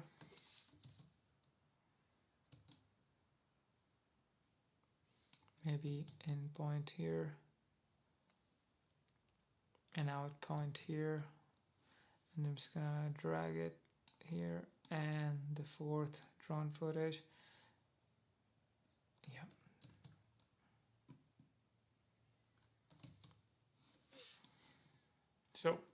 So here we have 4 slow motion clips, or no, the drone footage are in 25 frames per second, but the first 2 clips are in slow motion. But you can do speed ramp in any footage, it really doesn't matter, but it kind of looks nice if the footage is in slow motion. So you see now we have transition from the first clip to the second one, from second one to the third one. So here the footage looks okay. It's like they are pretty footage, so they look okay. But we have to add some speed ramp. First, let me explain you what is speed ramp. So speed ramp, what it does is that it would let the footage play in a normal speed, and then you can ramp the speed wherever you want in the clip. And then you can sort of slow down again, and then ramp it again, and then slow down again. But speed ramps can be nice when it is at the end of the clip and at the beginning of the clip. So let's show you this clip here, and I'll just show you a basic speed ramp. So I'll go right click here, real-time controls, and then you have to also check real-time curves. And let's just have enough room. So I would just add a speed ramp in this footage. Maybe from here I want the speed to be a little bit faster until here, and then maybe slower. Yep. So from here I want the speed to be faster. So what I would do, I would press this arrow, downward arrow, add a speed point. So now I'm just going to zoom in with pressing S. So now we have 2 different sections. In this section the speed is obviously 100%. Here also speed is 100%. And then maybe I am gonna add one more speed point here. 3 sections we have, all the 3 sections have different speed points. So here what I'm gonna do, go to change speed, maybe let's do 400. So let's play the clip.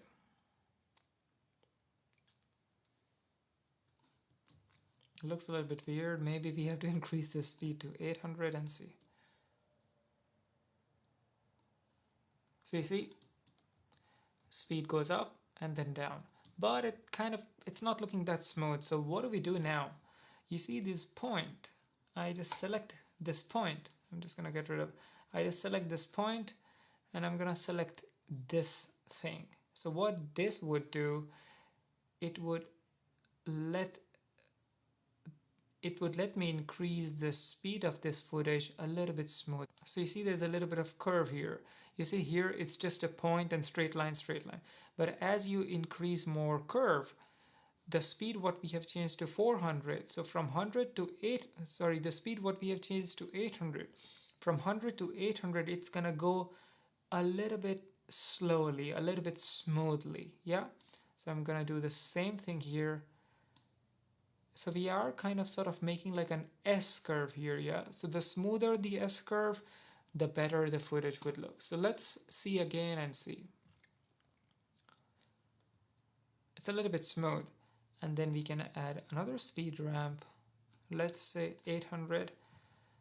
and that would be until the end of the video. So here what I can do, click here and make like a bigger curve so it's more smooth, you know, and just end the video here.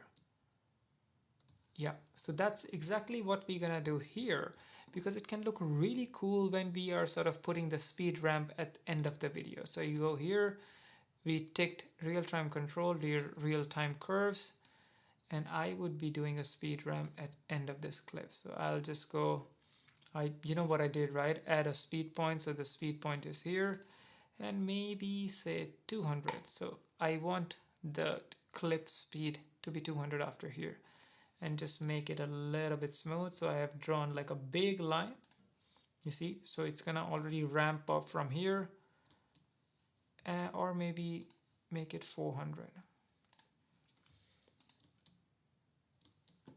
Ramp up here, and then I also want the speed ramp to be maybe here. Real-time controls, real-time curves, add a speed point, and then change speed to, this footage is already a little bit faster. Maybe I will do it to 200 and see. Start with a bit slower and then see how you go. So also smooth it out. Maybe, or you can also drag the speed points.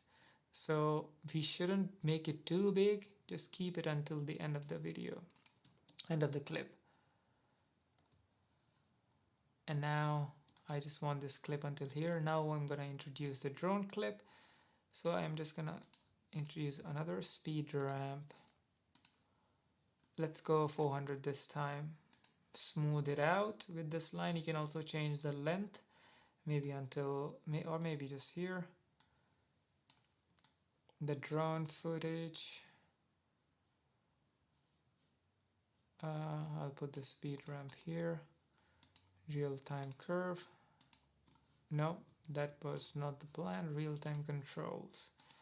Speed point. 800.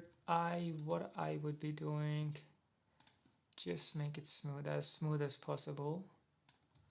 Because if it goes suddenly from 800 to 100, it's gonna look really bad. So let's play and see.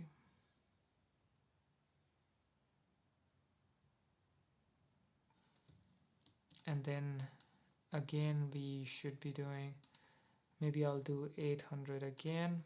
Whoa, you know what I did? I changed the speed of this whole thing to 800.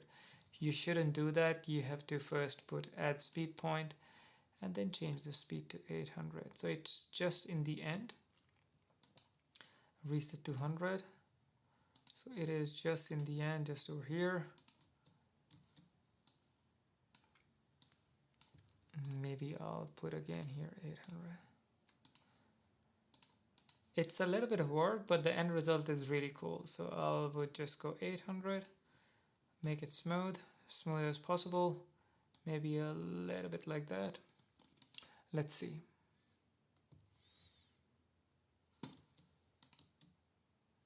You see, and before it was just a simple cut between these two clips. And now you see we have all this beautiful speed ramping.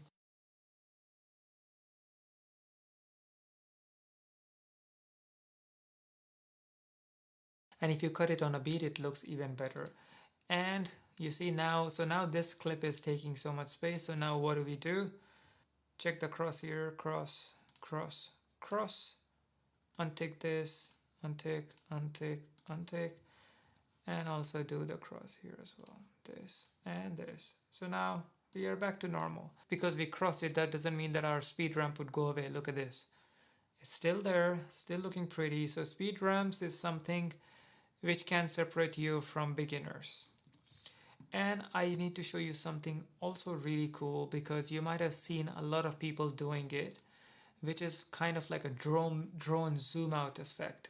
So I just have to find that clip. I think, yeah, it's in edit page, drone zoom, I have named it. So here the clip is just me flying the drone backward, and I'm sort of revealing where we are actually. But what I want to do in reality is, as soon as my girlfriend says bye, I want to sort of zoom out and go until here. You know what I mean? So I would press an eye point here and then sort of zoom out and maybe go until here. So let's drag and drop this. It's gonna be a really big file. So here we have to do some speed ramping, and we're gonna also do a little bit of blur effect, what I showed you before. So I would just go here, real-time curves, real-time controls. We don't need audio, so I need the speed ramp from here, starting from here, and then goes up, up, up, up, up. Maybe it stops here at a speed point. So here's the thing, even if I do this 800, it's gonna look really weird. Check this out. Takes ages to come here, but I just want like a zoop, quick zoom out. So for that, what am I gonna do? Look here carefully. I would just select, I get rid of this. I would just select this point. As soon as I'm bringing it up, you see the speed here is increasing, but speed here is reducing. But don't worry about the speed reduction. My main goal is to reduce the gap. Yeah, and now let's see what happens. Yeah, and I would just change the speed reset to 100. So for this effect to be working, you have to make sure that you have a drone clip or some sort of camera movement in one direction and no change in the angle. So look at this, a bit of drastic change from 100 to 4773 back to 100. So what do we do? Make an S curve. So make it here, make it a little s, and big S here. So you see it's a little bit smooth. Let's check this out. It looks nice, but to make it even better, what are we gonna do? So we're gonna go to the effects tab here and then maybe do zoom and zoom blur. So you see, we want this effect on this clip, but as soon as I dragged and dropped here, that effect is throughout the whole clip. Yep. So what do we do now? Keyframing. So let's go to effects here, zoom amount. No, we don't want any zoom amount. So you see how this works. I have to put it to 0 to make it look neutral. Yep. And then I do keyframing, and then as soon as I sort of go in the middle while this zoom is happening, I can also just press arrow key to scroll through each frame, and here I can increase this zoom effect. Yeah, so here the value was 0, as you can see here. As we came in the middle at this point, you see it turns red. Here we have input the value this much, and then as we go until the end here, or maybe, yeah, until the end here, I want this value to be 0 again. So it's gonna turn red. So we have 3 key points. One here, one somewhere in the middle, you see it turns red, and then one here. So let's play the clip and see how it looks.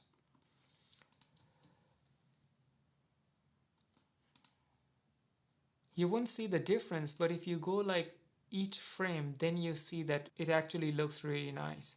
So all these little things, they add up in the final clip, and now it looks a bit more smooth. And if you add like a whoosh transition, it's gonna look even better. So whoosh transition, you can just add it in the audio file. That was like a drone dynamic zoom out effect. So yeah, how cool are these effects? Like, you really don't have to drag and drop any sort of effects preset. You can just create all these effects by yourself. So the next thing what I'm gonna do is to show you how to make a compound clip. So let's get back to this image and I'll show you how to use a compound clip. So here we have this clip. If I want to add one more clip here, I sort of zoom this out and maybe put it in the middle. Yeah. So now you see that in this timeline there's like 4 different layers. Yeah. And if I want to make a change in all the 4 at the same time, I have to go on each clip one by one. Yeah. Say for example, if I want to zoom everything a little bit, like this image, this image, this image a little bit, then I have to change the values in each of them one by one. What I can do with compound clip is that select here, new compound. You can rename it. I'll just leave it to compound clip. So now what happens is that whatever the clips were in 4 layers, now DaVinci Resolve would treat those clips as one. So now if I want to zoom in this image, what I would be doing is, if I have to like set like a keyframe of zoom in, I just go here, maybe zoom in until here. You see? So now whatever change you're gonna make on this thing, DaVinci would treat the whole 4 clip layer as one clip. So that's what compound clip is. So say for example we had this drone footage here. Like we have all these effects on this one, but if we want DaVinci to treat it as a normal clip, we just click here, and now we cannot change. Now there's no zoom effect or so. Like if we go to real-time controls, real-time curves, all the curves are gone, you know. So now it's like a brand new clip for Resolve. So yeah, that's what compound clip is, and sometimes compound clip is really useful, which I can show you here. So say for example we go to effects and let's go to video transition. Yeah, video transition. Let's go to brightness flash. So I want the brightness flash transition in between these 2 clips. Yeah, but I also want some other transition as well, which I'm looking for. Maybe this transition. But if I put this transition, it's gonna get rid of the brightness flash. Yeah, but I want the brightness flash and the other transition at the same time. So what I'm gonna do, put the brightness flash this, brightness flash here. But now you see, watch carefully. What I'm gonna do is select these 2 clip, new compound clip. So now these 2 clips are one clip. So it's like a one proper footage. And now I can put the camera shake, but there's no gap, but there's no cut in between these 2 clips, the previous 2 clips. So we have to find the cut ourselves. Maybe I think the cut was here. We have to find the cut ourselves, and now we put the camera shake. So now we have the brightness and the camera shake together. You see? And I can just put another compound clip. So now it's a brand new clip for Resolve again. So now what can we do? We just have to be really careful with finding the other clip.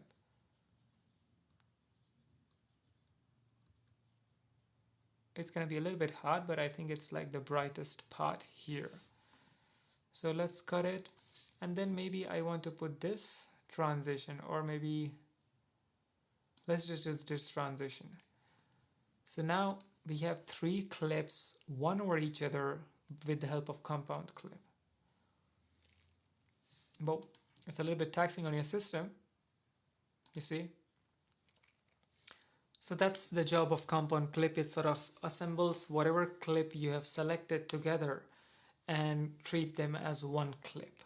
And that can be really helpful if you're doing any sort of graphic stuff, or if you have like 10 clips piled up on each other, and if you want to put the same setting and treat them as a one single clip, so then you just put compound clip and you have a whole brand new clip. And if you want all the 4 layers here back again, what do? Right click, decompose in place, use clips only. So now we have all these clips back again. So now there wouldn't be any zoom effect because all these clips are here back again, because the zoom effect we only applied on the compound clip. But now by doing that, decomposing in place, the compound clip is gone. And now the next thing what I'm gonna teach you is copying and pasting attributes. So I'm gonna show you here. Let's go back in the timeline. So you see here the audio, I pressed, let's say if I choose it to be for 5 decibel and I want the same setting here, then I want the same setting on this audio. So what do? I press here, I press right click, I do copy. So copy can be Command plus C, or you can just copy here. And then if I want to paste the same setting on these 2 clips, I just select these 2 clips. I go paste and then paste attributes, and paste attribute would be Alt plus V or Option plus V. So paste attributes, and then DaVinci would ask me what all attributes you want to be copied. So I can do audio attributes, or I can just do volume, because volume is the only thing I want to be copied. You see? So now all the clips are in 5 decibel. The wavelength looks bigger because the original volume of this clip was a little bit bigger, but they all are at 5 decibel. And same thing we can do for videos. So if you see here, the size of all these clips are a little bit different. So I want the size of this clip to be on these 2 clips. So the size of this clip to be on these 2 clips. What do? I press Command C, which is copy, and then I select these 2 and then then I select these 2 and then press Alt and V or Option and V, and then it's gonna ask me what all attributes I want to paste from this file to here. So I want zoom. I don't want position because they both are at different positions, so I just want zoom. So now all of them are of same dimension. And you can also do with cropping, you can do a lot of different, you can paste a lot of different properties. So if I do crop, if I had cropped just this thing on left a little bit, and now if I go, so now after we have cropped, I press Command C, and then here Option V, also crop, everything is selected. I go here, so you see now it has cropped all these footage. So it's gonna save you so much time, and you can do this paste attributes, what we just did now, in your whole project, like with everything you can just do it. And same thing we can do here. If we want this setting on this part, also the zoom in and everything, I just go Command C plus Alt V, scale. I also want position, crop, top, bottom, this, that, apply, and let's see what happens. So you see it's gonna save you so much time. So yeah, that was it from the edit tab. I know it's a lot of things, but yeah, any questions, let me know. If you master the edit tab, then everything is easy in DaVinci Resolve. And of course, I've taught you a lot of stuff, but if you are confused, just go back to this lecture and watch again, and I'm sure you will understand the whole thing.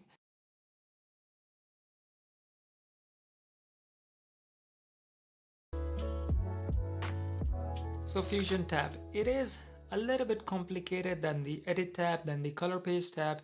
It is not that complicated, it is just not that much used with the DaVinci Resolve user, but Fusion tab has so many cool features which can just take your videos to the next level. So to go to Fusion tab, I'm just gonna drag and drop one clip in the timeline in the edit page, and then we're gonna go to the Fusion.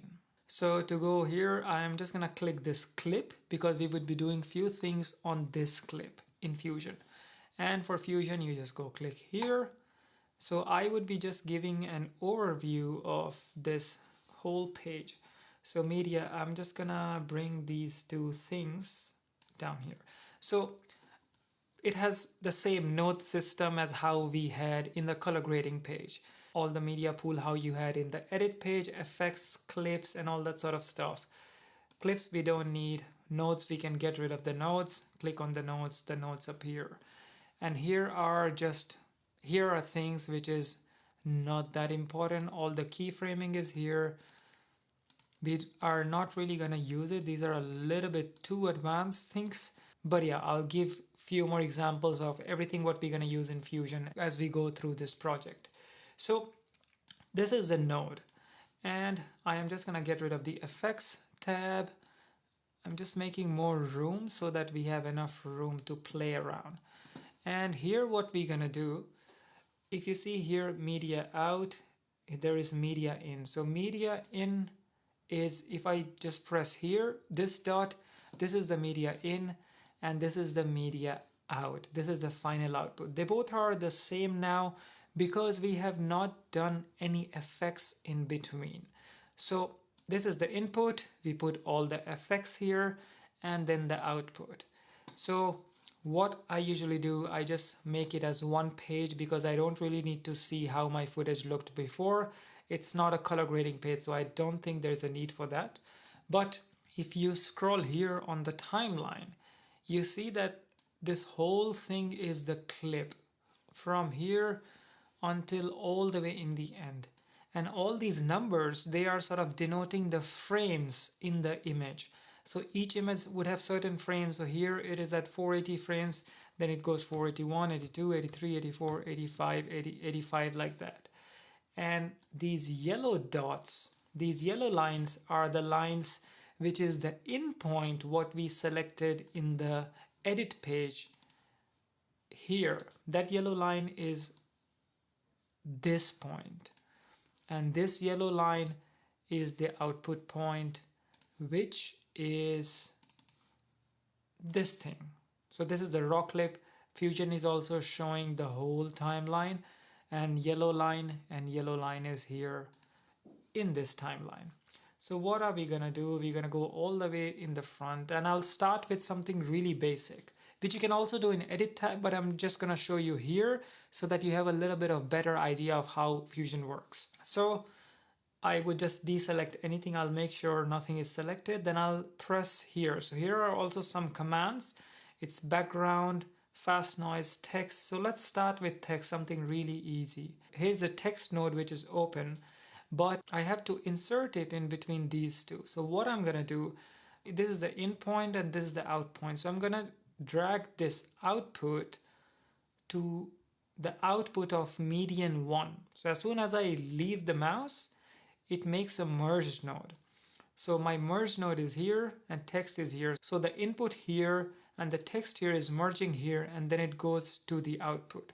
But I don't see anything here because I have to press inspector. Inspector works the same as how it works in the edit page.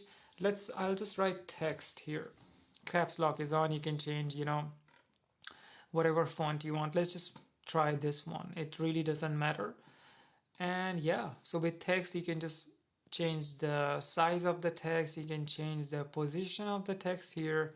I'll just keep in center, and let's do a few animations. So to do an animation, what I'm gonna do, I would select the text node, and then I'll go here. So this is called rectangle. Select here. The rectangle sort of attaches itself on top of the text. And what is rectangle is doing is, if I move the rectangle, everything inside the rectangle would be visible. Whatever text I'm gonna write, if it's inside the rectangle, then only it's gonna be visible. So what we can do some animations from this. So let's select rectangle, and here it's like all the dimensions and stuff for the rectangle. So if I change the height of this one, let's go 0. And if I make a keyframing, how we did in the edit tab, let's do here. And if I go here, and then if I want the height to be here. So now if I go all the way in the front, the text appears. So if I go to the edit page, it's gonna show you more clearly. You see, the text appears. And we can also do a lot of other stuff. So say if we do, say, soft edge, You see, so now it's gonna kind of fade in and go up. We can also do something else. If I here, I can also change position of that triangle here. Let's put it here. If I go here, then I make it here. You see why it didn't change? Because I have not keyframed the center, the position of the rectangle. So I'm just gonna move it here. So you see the red dot appears, which means that this parameter is applicable at this frame. And if I go here, then I am gonna move this rectangle here. So let's see.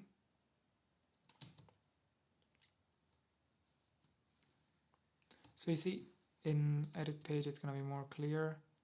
So you see, this is just a basic animation.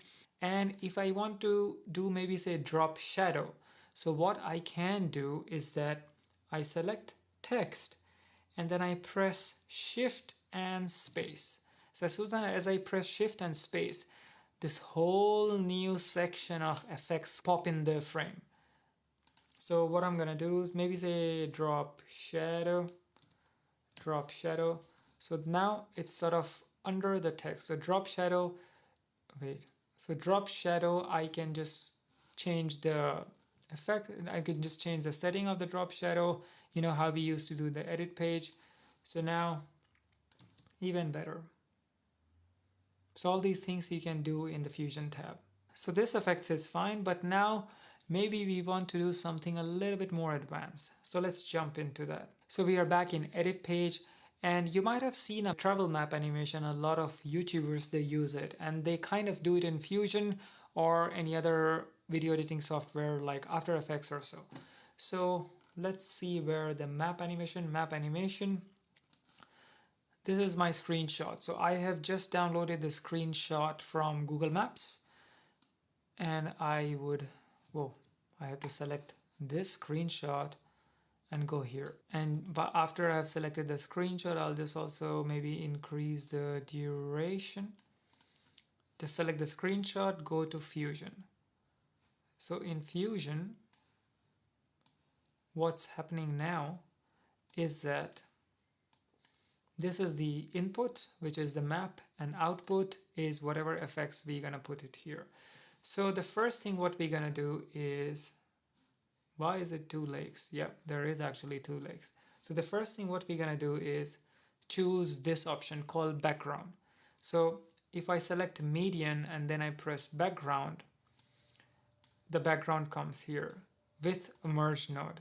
So input and background are coming together here, and then they go to output. But with background, the whole image is black.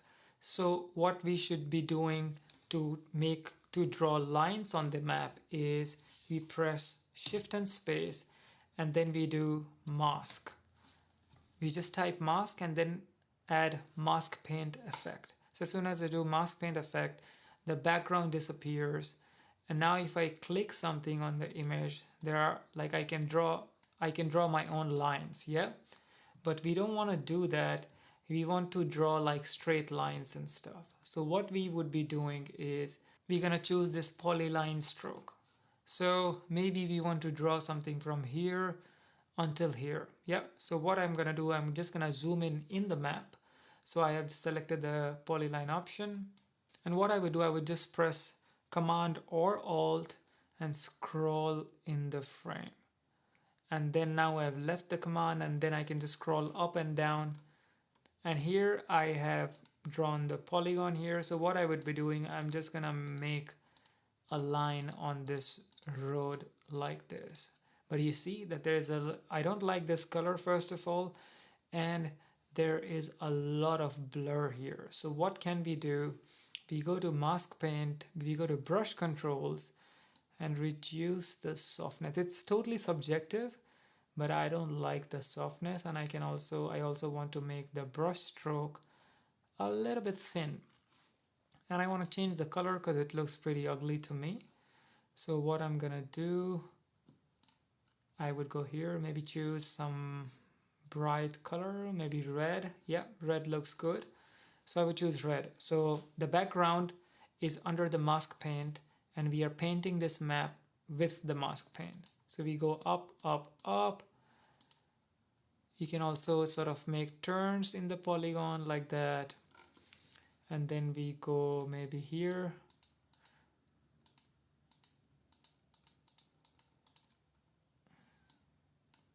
You can also zoom in a bit more if you want it to be super precise. So we have our drawing on the map here. So now what we're gonna do is I want this line to be starting from here and should go like this until here. I just want to show like I'm going from point A to point B. So then what I should be doing is I go all the way in the front, and then what I should do, I should go here to stroke controls, and you see this right on effect. If I go back, it sort of writes on and off. So I go back, and then what do? Keyframing. You see, once we know the basic of keyframing, we use it everywhere. So I'm just gonna select this parameter at this point. So it really depends on me how long I want this animation to be. So maybe until 100 frame. And here I'm just gonna do finish the write on. So let's play this. Go up, and then it goes there. Yeah, sounds good. It was that easy. And now what I'm going to do, I also want to do some drop shadow. So just to make it look more 3D, I'll select mask paint. I'll just press shift and space and then drop shadow. So as soon as I press drop shadow, you see I did a little bit of mistake. I shouldn't have done drop shadow here. I should have done drop shadow under the background. So yeah, the more you do, the more you're gonna know how this fusion thing works. So I would go to drop shadow here, and then I would reduce the blur just to see where my thing is. So the shadow is a bit further away, so I'm just gonna reduce the drop distance. So now it looks a bit more better, you see, before and after. And then once we go here, what are we gonna do? We are gonna put some animation here. So we're gonna put some location icons. So I would just drag and drop here. I'll just increase because we don't need the sound panel, so I'm just gonna increase this so that we have enough room to see what is going on.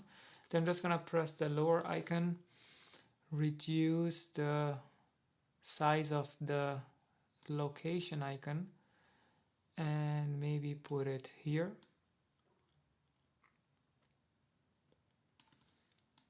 Maybe here at the starting point. So I've changed the size of this icon, but I also want the same size on this icon. So what do? Go to copy, go on here, right click, paste attributes. And what do I want to paste?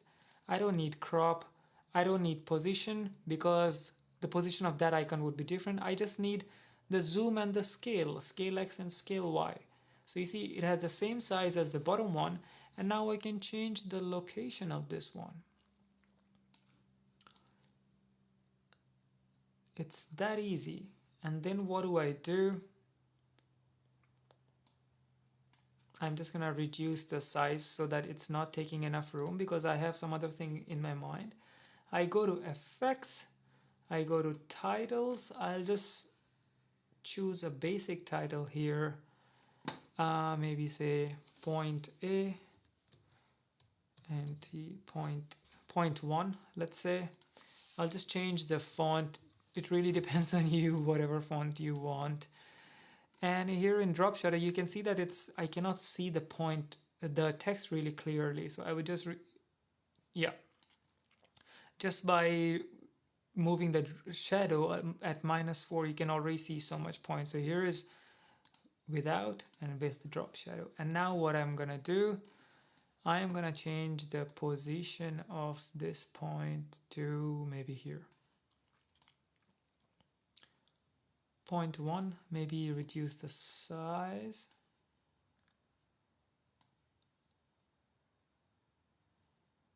Or maybe just put it under the thing.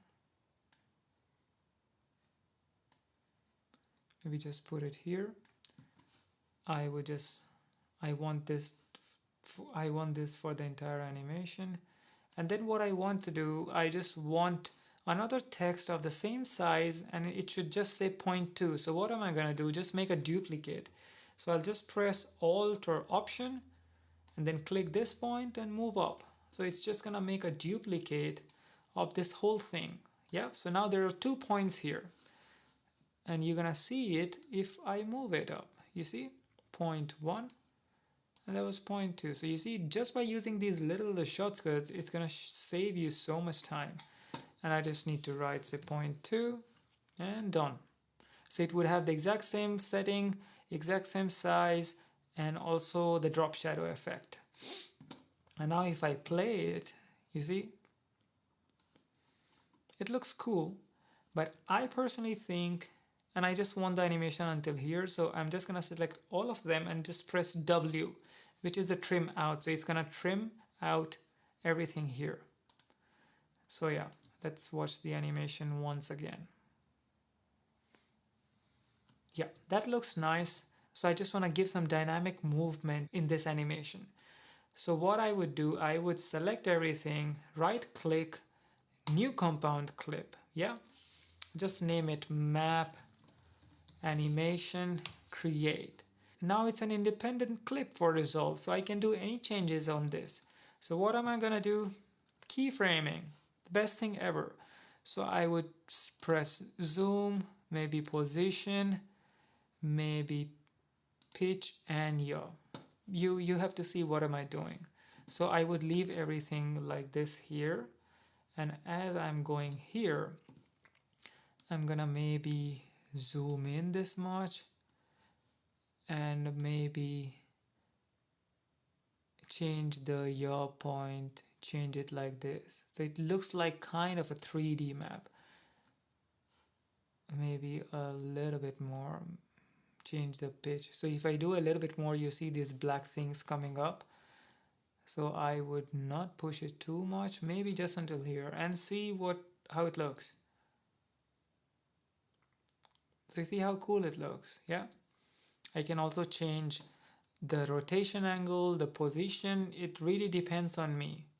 But this already looks really nice. If you want to watch full screen, you just press P.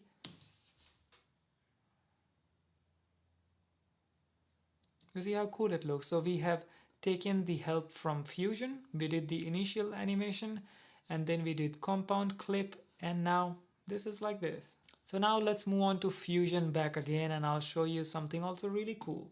But before that, I need to get something from here. So you go to raw clips folder, go to Fusion, and I need this footage. So I maybe need this from here.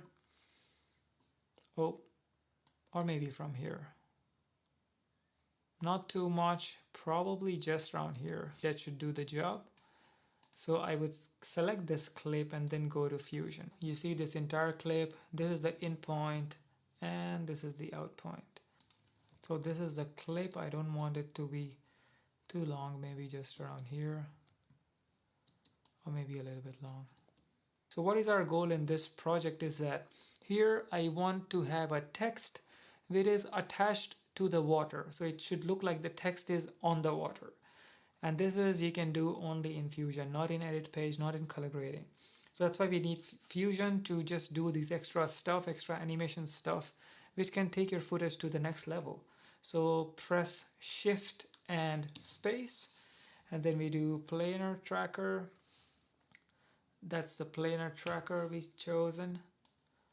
So yeah, that is a planar tracker, and we are also making sure that our timeline is all the way here. So timeline scroller. And here what do we do? As I'm on the first frame, I just press set, yeah? And the second thing what I'm gonna do in the pattern at tracker, I go to hybrid point areas. I'm not gonna track with just single point. I want various different points to be tracked on this image so that I can attach the text on that plane. So I'm just gonna be tracking the surface of the water. So maybe just here. And then what do? I just track it. So this you just press, which says track to the end. Let's go tracking and see what's happening. So sometimes it wouldn't track because the motion type is perspective. Sometimes perspective works, sometimes it doesn't. Usually in my situation, I prefer translation. So I'm just gonna select translation and hopefully it tracks. Oh yeah, it goes until here. So you see all these white, all these are the key points of this track. So I would go all the way here, just making sure that everything is track. This track is easy if the surface is not moving too much, but it cannot track sometimes if it's like a lot of crazy movement in the frame. So once my planar tracker has tracked the water, what do? I go here from track, I go to corner pin. And what corner pin would do is that corner pin would make a surface on which you can write the text. So I would just make corner pin of the same dimension wherever I wanted to write. And then here, I'm just gonna press text. And text, I'm just gonna drag the output of the text to here to input. And then I just write maybe text. So yeah, do you see text written somewhere? I see it, it's here. So what am I gonna do? Here you see that there is not much option to move the text, which is here. So what do? I choose another option, I choose another tool to change the dimension of this text which is lying here. So what am I gonna do? I press Shift and space and I go transform XF. And what this transform is gonna do? It can help me to change the size of the text. It can also help me to move the text. I am not gonna do pivot, I'm just gonna move the text here. So you see if I go further here, the text sort of disappears. That is because the corner pin is just until here. But if I move the maybe corner pin here, then I can move the text also here. So you see, can move the text and the position of the text. If I think that it's not layered on the water properly, I can change the angle of the text by going to planar tracker and just moving the corner pin. But I think it looks pretty decent. And one more thing, what am I gonna do? I would introduce drop shadow. So again, Shift and space, drop shadow. So it's really not that technical, like, you know, Fusion. A lot of people get scared from Fusion. So I'm just changing the text parameters, just changing the drop shadow parameters so that it looks more real. I'm just gonna change the distance, maybe here. So it looks like it is sort of kind of in the air and the reflection is on the water. So yeah, that's what I was saying, is that some people are really scared of Fusion, but it is not that scary. Like if you understand the basics, you can do a lot of stuff. So now is the time to play and see if it actually tracks on the water. So it is a bit jittery because it's kind of taxing on the computer and I'm also recording at the same time. But let's play again. So you see how cool it looks. It looks like the text is floating on the water. So this is how you can attach objects to anything. I could have attached this text on this sand, or I could have attached this text on this one. And I'll show you one more example so that you are sure that what am I saying is correct. And I would select this thing and then press Shift space, planar tracker. Planar tracker is here, and now what do? Go all the way in the front and just press set. And then here I need hybrid point area. And then I'm just gonna select this church. And the tracking, it does a really good job when you have a lot of contrast between the subject you are tracking and the background. So you see now the background is a little bit faded, a little bit desaturated, and this thing sort of pops up in the middle. So that's why it's really easy for the software to track this.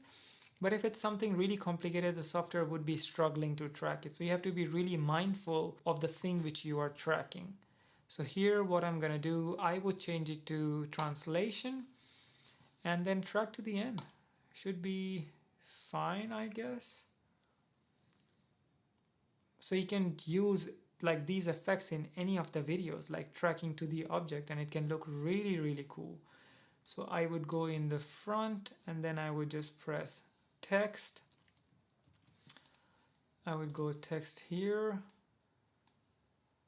text, and I'll just type, oh no, once it has tracked, you have to go here and go corner pin so that then you can select the surface on which you have to write the text.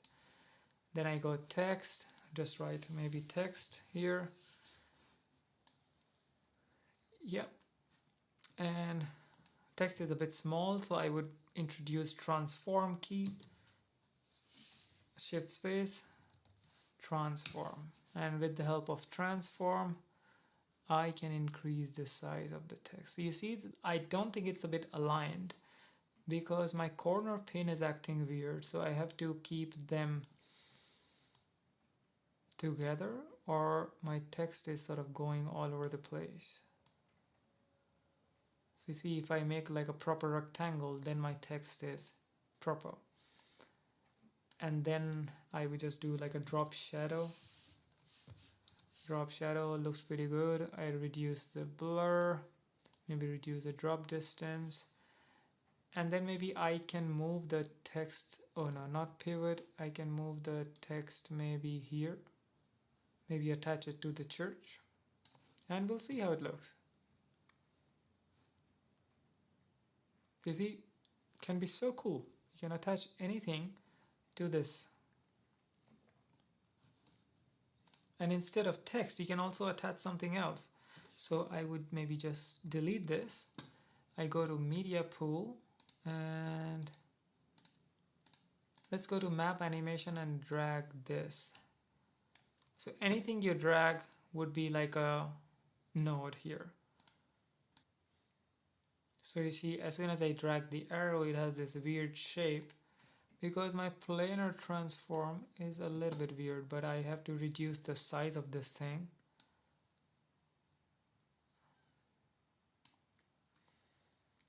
It's a little bit taxing on the system. Maybe reduce it like that, and then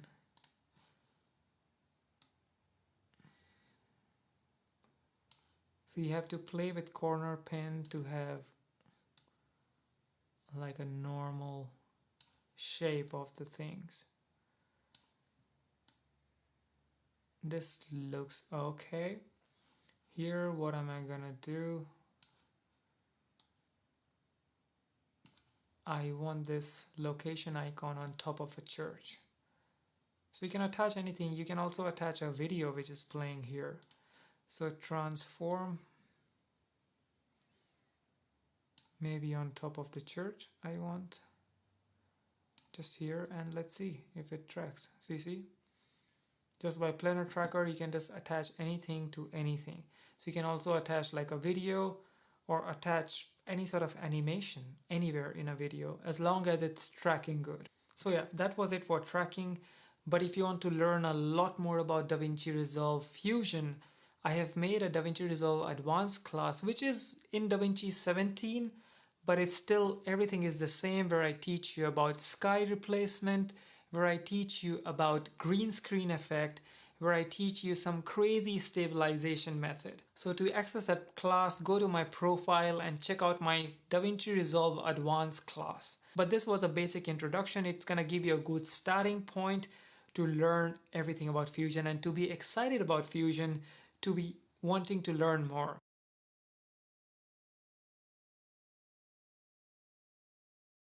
So now that we have learned the editing part in DaVinci Resolve, it is time to move to the most interesting, my favorite section, the color grading. And in color grading, I'm gonna be teaching you everything in the simplest possible way. And there's tons of things what you can do in color grading in DaVinci Resolve. But I would be taking it really slow and I would be giving you just enough information to be having a cool look on your iPhone. So really do not get overwhelmed, or really do not be confused that, oh, I didn't talk about that thing, oh, I didn't talk about that thing. I would be giving you just enough information to get started with color grading and achieve some really great cinematic look. So let's get started. Let's start with what we have in front of us. So if I move my mouse here, I have just made it full screen. So if you see on the left corner top, there is a gallery. This gallery would be handy later, so I'm going to show you when to use that because we are not using that now. If you press LUTs here, then you have all the LUTs, and DaVinci also has their own LUTs, which we are not going to use in this particular project, but you can always just try. There is so many LUTs, and you can, whatever LUTs you also install in your computer, they're gonna be stored here. So I have my LUT pack here as well, but I would teach you to edit without LUTs as well, and then with the help of LUTs, and then you can decide. Anyways, so we were at LUTs, and next to the LUTs there's media pool, so all the files what we have in our project, and next to media pool we have clips. So if I press clips, then there's a little thumbnails of all the clips what we already have for this project, and then if I just press it, it goes away. So here I wouldn't press clips because then the area where we have to work, which is this main display, that becomes a bit smaller and you cannot make it super big. So I will just get rid of the clips, and I will also get rid of the media pool, so we have enough room here. And now if you press Z or Z, the whole image fits here, which you can also control from here. And these things I'm going to explain you later what they are. You don't need to worry about them now. And here you see this panel is called the color grades and fusion effects. So if you unclick this, then all the effects which is there in the image, that would go away. And this brings the image to full screen, and this is not needed yet. If you go on this side, quick export is when you just export from the color page, which is not needed now. Timeline. So if you press timeline, you see here we have the whole timeline here. So all the clips here, they are in these bars. So you can just move from one clip to another. So we're gonna go to the second clip. This is just to give you an overview of the timeline thing. And after the timeline, there's nodes. So these things are called nodes. So I'm gonna explain you later how nodes work. And if you get rid of that, you get rid of the nodes. And then there are some effects, which I'm going to show you later how to use them. And then Lightbox is just little thumbnails of all the images, so that can give you an overview of the entire project. So I'm going to turn off the effects. So this would be my display for now, because I want a big real estate here to be working so that I can see the clip what I'm working on. And once you go down here, I'm going to explain you these later, or they're not really needed now. But if you click on this circle, then the primary wheel comes up here. These wheels, you know, the 4 wheels, they are called primary wheels, and they are really important in DaVinci Resolve when it comes to color grading. And this we would learn as we color grade everything. And then after the primary, there is HDR. We don't really use it, but I'll still show you some of the usages so that you know how to use them. We don't use RGB mixer because this is for color grading, which we do it later. And then this wouldn't be available if you are on a free version. And I'm gonna teach everything which is in free version, so don't worry. And these are curves. If you click here, custom curves. And this is just a normal curve, you know. And if I go here, then it shows me hue versus hue, hue versus saturation. If I click the next one, hue versus luminance. So we would be also using these curves to get the desired look. And after these things are not really important, but I'll still show you. We go back to here, and now this is just to get a full screen of the curves. You know, if we want a full screen, if we have a dual screen, I can control the curves here and see what is being changed on the next screen. So this is for someone who has a dual screen. I would just close it, and this is Everywhere you see this, as we discussed in the edit section, everywhere you see this, this is a reset all. So whatever you have selected, if you just press this, it just resets everything. And this spider web is also for color grading, but we're not going to use it now. This is a really interesting tool, qualifier here. And qualifier helps to select specific things. See, if I go here, it's going to qualify all the greens, you see. And how do we see what is selected? Is by going here. So if you go here, you see highlight, I click that, and now you can see that all the greens are selected, all these grass is selected. And once everything is selected, once all these things are selected, we can just change the, and once I do this, so I can get rid of the highlights. And then once we go here to the primary color views, then we can change, you see the hue here, you can change the color just of the grass. So that is really handy. We are not going to have color grade like this, but that's why the qualifier tool is really handy, which we were here. And then this is the selector window. So if I go here, select the circle, then everything which is within the circle would be affected to whatever change you put.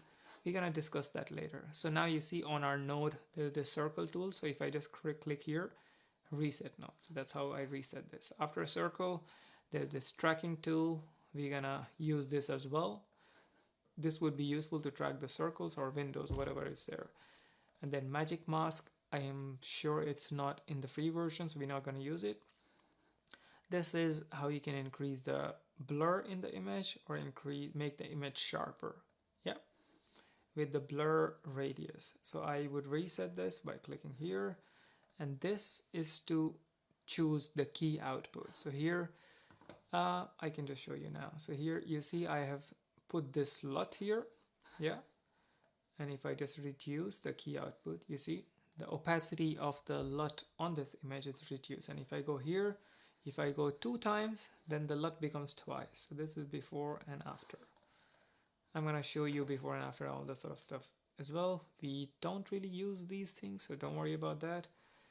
And let's tell you a little bit about the primary color wheels, or let's go here first in these scopes. So if you don't see these scopes, then you have to go here, click parade.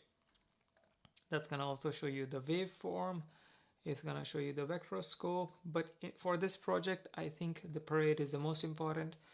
And I'm going to explain you what is this displaying. So here's an easy way to explain parade. So this graph shows where is all the lights in the image lies. Where does all the lights in the image lies? So here, this white thing displays the overall image position. So here are all the brighter areas and here are all the darker areas. So from this information, we can see now here is that the reds are mostly in the dark areas, but reds are not super high.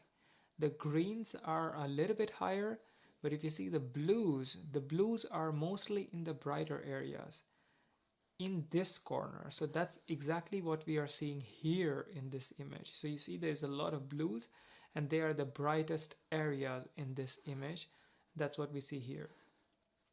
If I show you the other clip, here you see just the blues are super high in the middle because the light is a lot in the middle section, same as the greens. The greens are super high here because this is the area which is the most lit, and there's not much reds. The reds is a little bit of red is coming from my yellow jacket, and the whole image lies with a pretty good exposure. So this also helps you to determine if the image is properly exposed.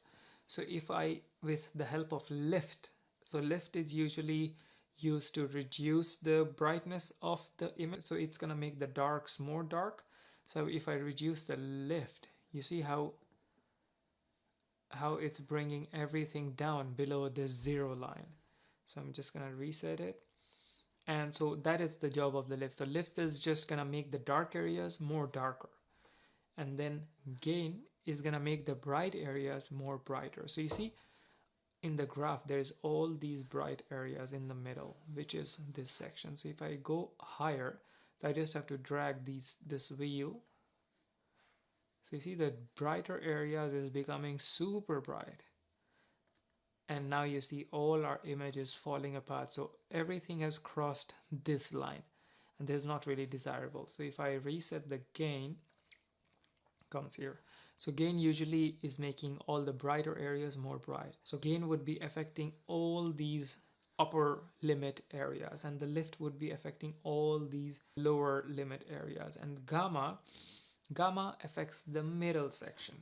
So everything which lies between the darker areas and the brighter areas, if I increase the gamma, just scroll it like this, you see our whole image is lifted.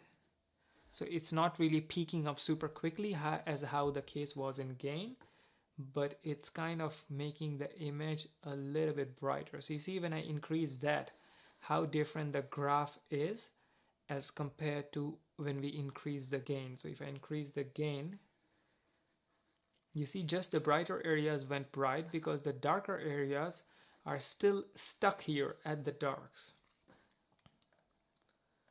So I'm just gonna reset it. While with gamma, it took the whole image up. So also the darker areas went up. And same with the lift. If I bring the lift down, you see the brighter areas are trying to stay here, but that's not really the case. But they reach a point where there's still the brighter areas are still visible, but it's still the lift is just all the dark areas is becoming so dark that the whole image becomes dark. So that's basically what lift, gamma, and gain color wheel is doing. So it is sort of manipulating the brightness and the dark in the image. So you can change the exposure of the image just with this. And you can also do some color grading with the gain. So say if I click my mouse here in the middle, and if I move this white thing more towards red, so then what it's gonna do is that it's gonna make all the brighter areas red. So you see how red is peaking up here in this graph. If I make it blue, so you see just the blue goes up. And because blue is going up, all the contradicting color, which is reds, that goes down. And the same thing with gamma. So if I go red with gamma, all the things which was in the middle, that's gonna go up. So you see how the whole red graph is going? And same thing with lift. So every darker areas, all the shadows is gonna become blue or teal if I bring it towards blue. If I go like this, it's gonna go here. So you see? That's how you can play with lift, gamma, and gain, but we're gonna use them properly, not like this, in a few minutes. So yeah, that was lift, gamma, and gain, which is the most important part of DaVinci Resolve. And then if you see here, temperature and tint, this is to maintain the white balance of the image. So if I go this way, the whole image becomes blue. If I go this way, the whole image becomes yellow. So this is taking care of all the colors in the image. So it doesn't matter if something lies between the gain, gamma, or lift section, it's gonna make everything yellow or blue. Same thing with the tint, it's gonna make everything green or everything pinkish. Just gonna Control Z, undo it, and contrast. What contrast is doing, if you see from the graph. So contrast's main job is to make the bright areas brighter and the dark areas darker.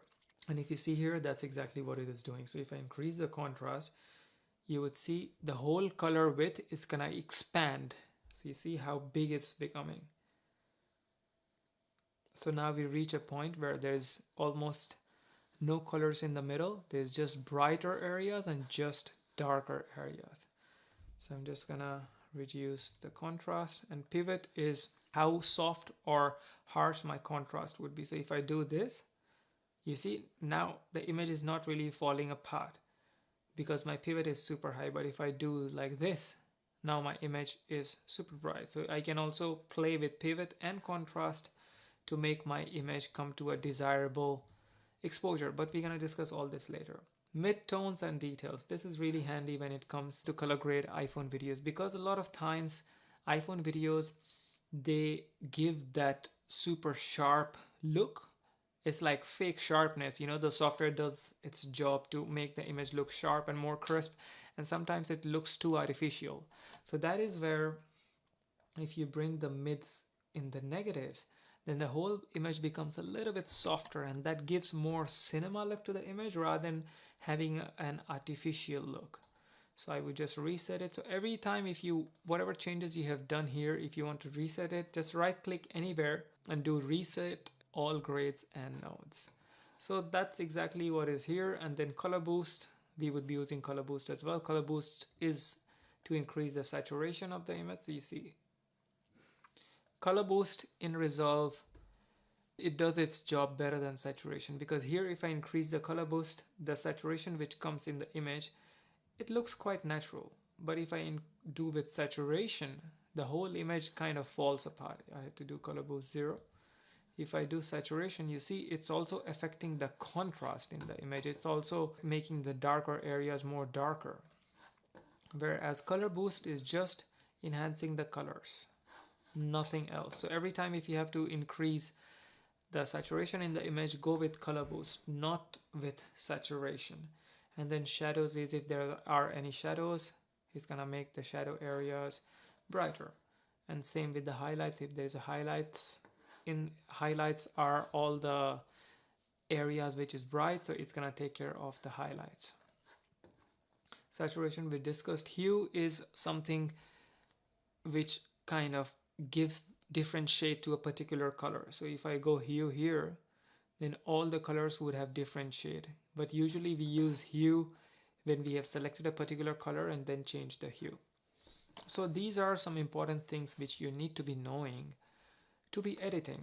And now once we are done here, then we go to the nodes section. So what exactly are nodes in DaVinci Resolve? So nodes is usually just a layer of settings what you have put over each other in a color grading system. So say for example, if I add another node, so to add another node, you can either right click, where is add node, add serial node. So serial means that it comes next to each other. And if I do Control Z, there's also a shortcut to add nodes, and that can be done by Option plus S. So if you do Option plus S, that gives you a new node.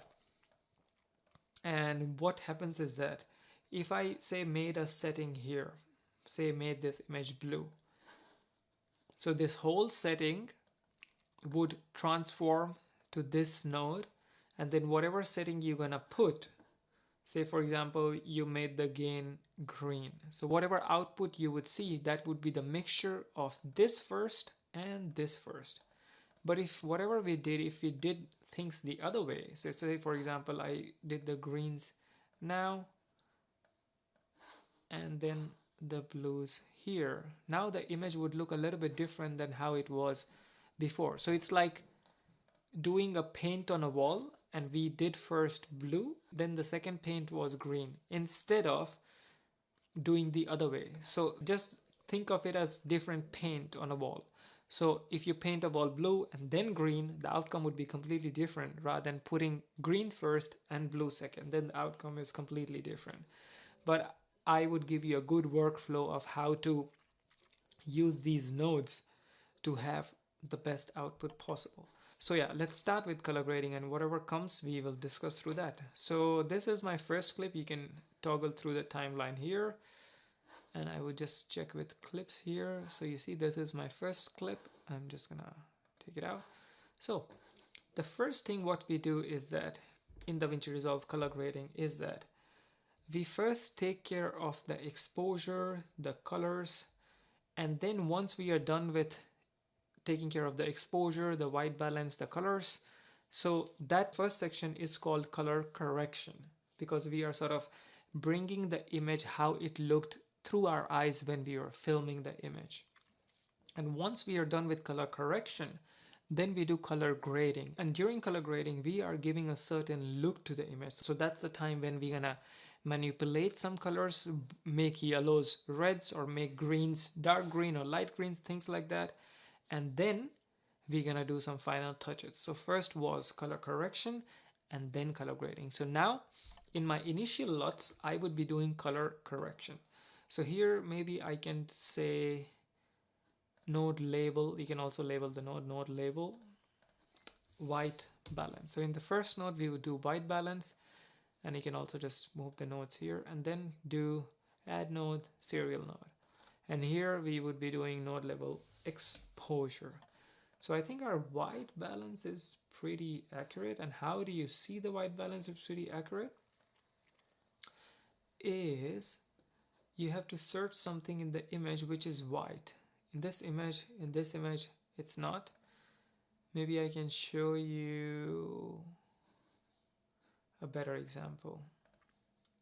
Yeah, so say in this image, if I have to set up the white balance, so there's a few different ways. So first way is to just do this manually, you know, so you do blue or green or this or that. The second way is I'm just gonna reset this node. The second way is you select this picker and then you go to any area in the screen which looks white. So I think the shoes here are white. So if I just click there, the white balance would reset itself. So you see now, this is how the image looked in real life. So now as soon as I just clicked here, the white balance made the whites white in the image. But let's go back to the first one. So now we have labeled our next node to exposure. Here we're gonna fix the exposure. And here we would just see what is required in the third step to do the color correction. And after this, then we would start doing the look.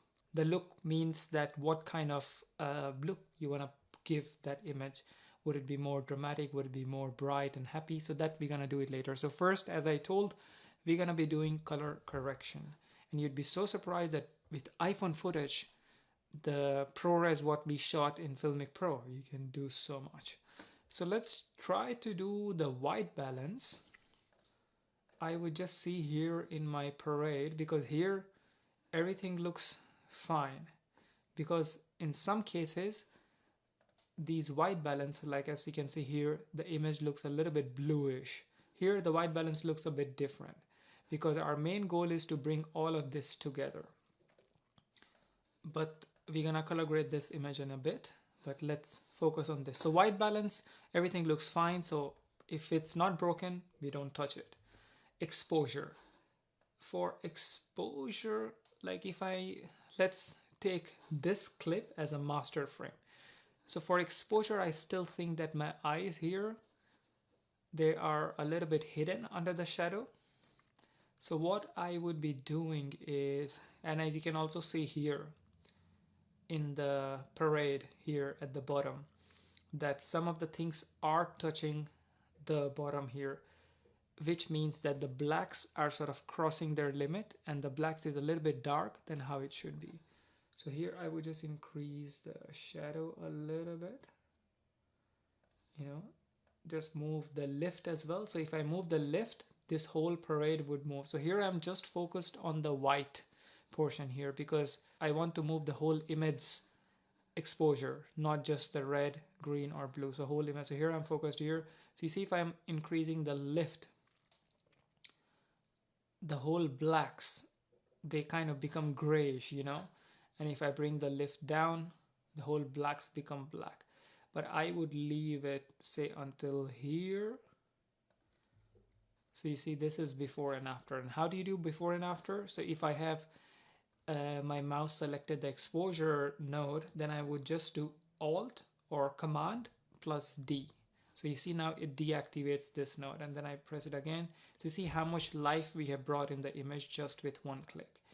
And here, if I increase the gain, which is not really required, but I just want to show you, if I increase the gain, all this, my jacket, which is the brightest area, they would just blow out. So let's try it. You see, the area which is not that exposed here and here, they're not blowing out. The first thing which blows out is my jacket here, but I would just reset it. And same with gamma.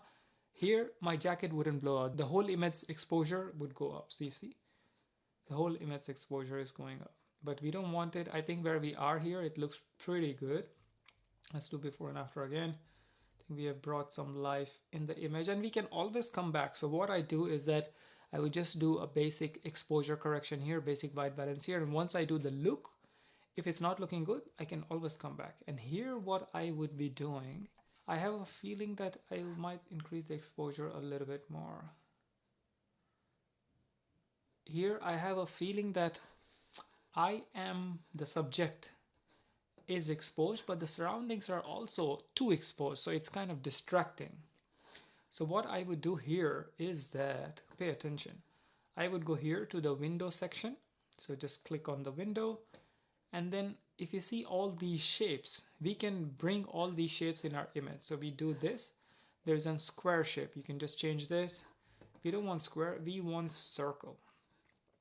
So I want to highlight myself, and I would just scroll the mouse back to zoom out, and I would just select myself. If you see this node, it's kind of selecting me. And if I go here to the highlight, so it would show exactly what is highlighted. So press this, so I am highlighted.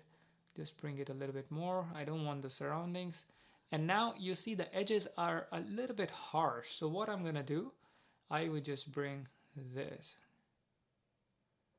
So we have unsharpened the edges. So now whatever setting we're gonna change, it's gonna slowly blend into the surroundings. I would just unselect the highlight. So now what I have to do is I have to darken the surroundings, and I am selected. So if I go here in the curves, I go to the main curve here, this one, and if I bring this down, just click here in the middle. If you have to change exposure of anything, the overall image, just bring down here. Because if you bring down this one, this is gonna bring down the highlights. You see here, it's bringing down the top one. If you want to bring this up, it just brings the up here, but I want to change the exposure of the whole image, so I would have to bring down. But here in my case, I have to bring the exposure down of the surroundings. So what I'm gonna do, I would just reset it with this arrow. Where was it? Here. So what I would do with the circle selected, I would press here, which is invert. So what is it doing now if I go here in the highlight? So you see, it's selecting the whole surrounding except me. I think I would have to reduce the blend because I want myself to be exposed. Just here. I'll just do unselect highlight. So now the whole surrounding is selected except me. So let's go back to the curves, and now we can reduce the exposure. So you see now what's happening is that the whole focus of this whole picture is towards the subject. And if you do before and after, you see how much difference we have made. We can also just bring the exposure down a little bit. Let's go before and after. So I am unchanged, and you can bring back the exposure of the surroundings. So yeah, this is what color correction is. And now we're gonna go to color grading. So here what we would be doing is we would get 3 nodes, and in all those 3 nodes we would be doing some color grading. And just bear with me. So here what I would be doing is I would be labeling this node saying hue versus hue. Just I'll explain you. And now with the custom curves, I would go here. This is something called hue versus hue curves. So what hue means is that hue brings different color patterns of the same color. For example, for yellow, if I have to change the hues of yellow, it can change to red or it can change to green, but it cannot go to blues. But if I have to change the hue of the blue, it can go to green or it can go to darker blue. So you see all these things. So I'll explain you. So here what we would be doing is, first of all, I want my sky to be a little bit teal, yeah? So I would just go, as soon as you open this graph, this selector tool comes here. You see on my forehead? So I would just go select the blues, select here. And as soon as I click on the blue here, this graph shows where this color lies. And I can just move now this to change the color of the blues. You see how cool is that? So if I go up towards more teal side, you see how dramatic I can make the blue. And mind you, in the image, just the blues are changing, nothing else. And if I want the blue to be more sort of like sky blue, I can also bring it. And then it goes to more purple, or I don't even know what this color is. But I want my blues to be here. So let's go before and after. I don't know if you can see. If I press Z, it goes back to normal size. If I zoom in like this, the image goes zoomed in. But if I want to scroll up, I need to select Command and then scroll up. So then the whole image moves up. And then I can zoom into the sky. So let's see. The sky is blue and now different color. Press Z, goes back to normal. So here I have changed the color of the blues. But now I want to change the color of these greens. So now select the greens here. So I will select the green here. You see, it's bringing it here. So with the hue versus hue curve, your main job is to change the colors in the image to get the desired look. And this is what all the LUTs, all the filters, they do. They literally just change the color of whatever is there in the image. So let's try, either you can get more warm look by bringing the greens to more yellowish. So I'm bringing more here. So if I go towards red, it becomes red. But if I go here, so now it becomes a little bit more warm. So you see, now it was green, more warm. And here what I would do, I want this color pattern to all the colors which lies here. So if I go here, so all the greens might change into this color. Or you can also do it the other way. So now here, all the greens, you want to be proper green, you know.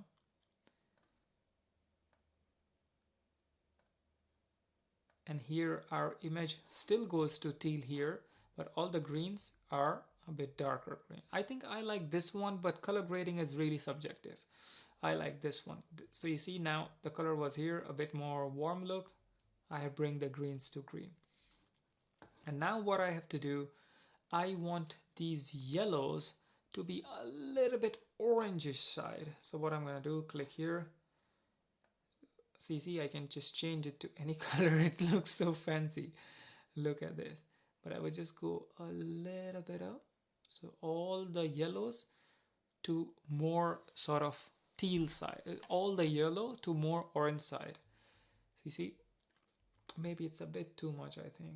Just go a little bit down. That's the thing with these curves, that even a slight change can do such a drastic change. So you have to be really mindful that you're not pushing the look too much.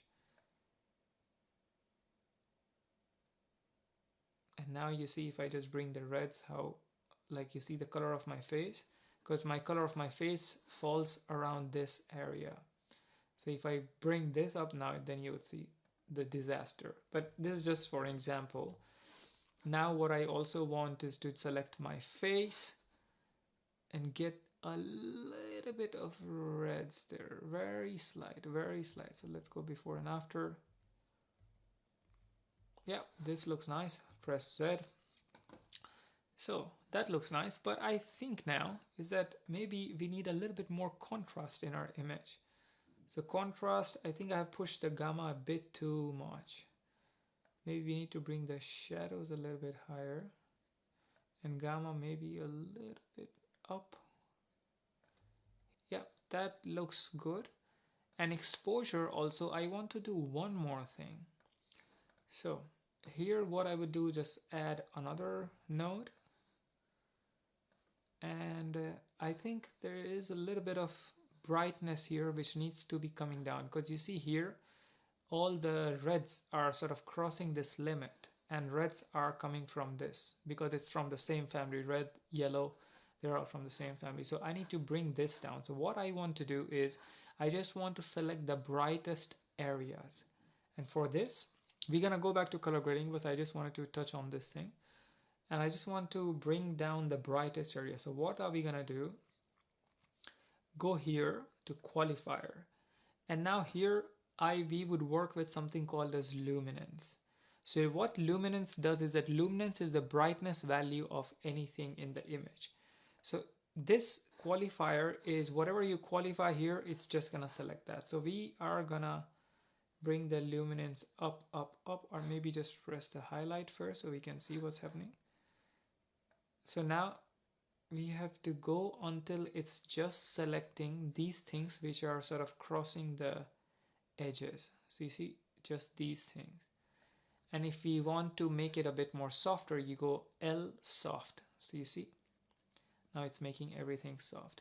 So we're gonna go a little bit more higher, higher, higher, higher. So yeah, now it's only selecting everything which went over this line. So if I do this, and now what can we do is we go to HDR grade. So you just, like, all these clips are already in the description. So you just follow these steps because you're gonna learn a lot. So you go HDR curves now, and this is where you go lights and reduce the exposure. And just when you reduce the exposure, you would see that this whole thing is coming down. But we don't want to do too much because now everything is in this range, but it looks a bit weird. So we're gonna reduce down a little bit so it still looks natural. Yeah. So you see before and after. So yeah, that was a little thing what you can do to bring back the exposure of the things which is out of exposure, just like really particular things. So we're gonna go back to the curves. Oh no, we're gonna go back to the color wheels. So we were in the hue versus hue, yeah. And I don't think we have any other color in the screen, in the frame, which needs to be changed, because if I change this, nothing happens because none of these colors are existing here. So I'll just do Control Z. And now what we will do, so we have taken care of the hues, yeah. Now we have to take care of the luminance. So luminance, as I said before when we were doing this, is the brightness value of a thing. So here what we would be doing is we're gonna add another node, but this time we are not gonna do serial node. So we're not gonna do Alt plus S. We're gonna do a parallel node. So parallel node would take input from here. So let me draw it. So I would just right click, add node, and then parallel node.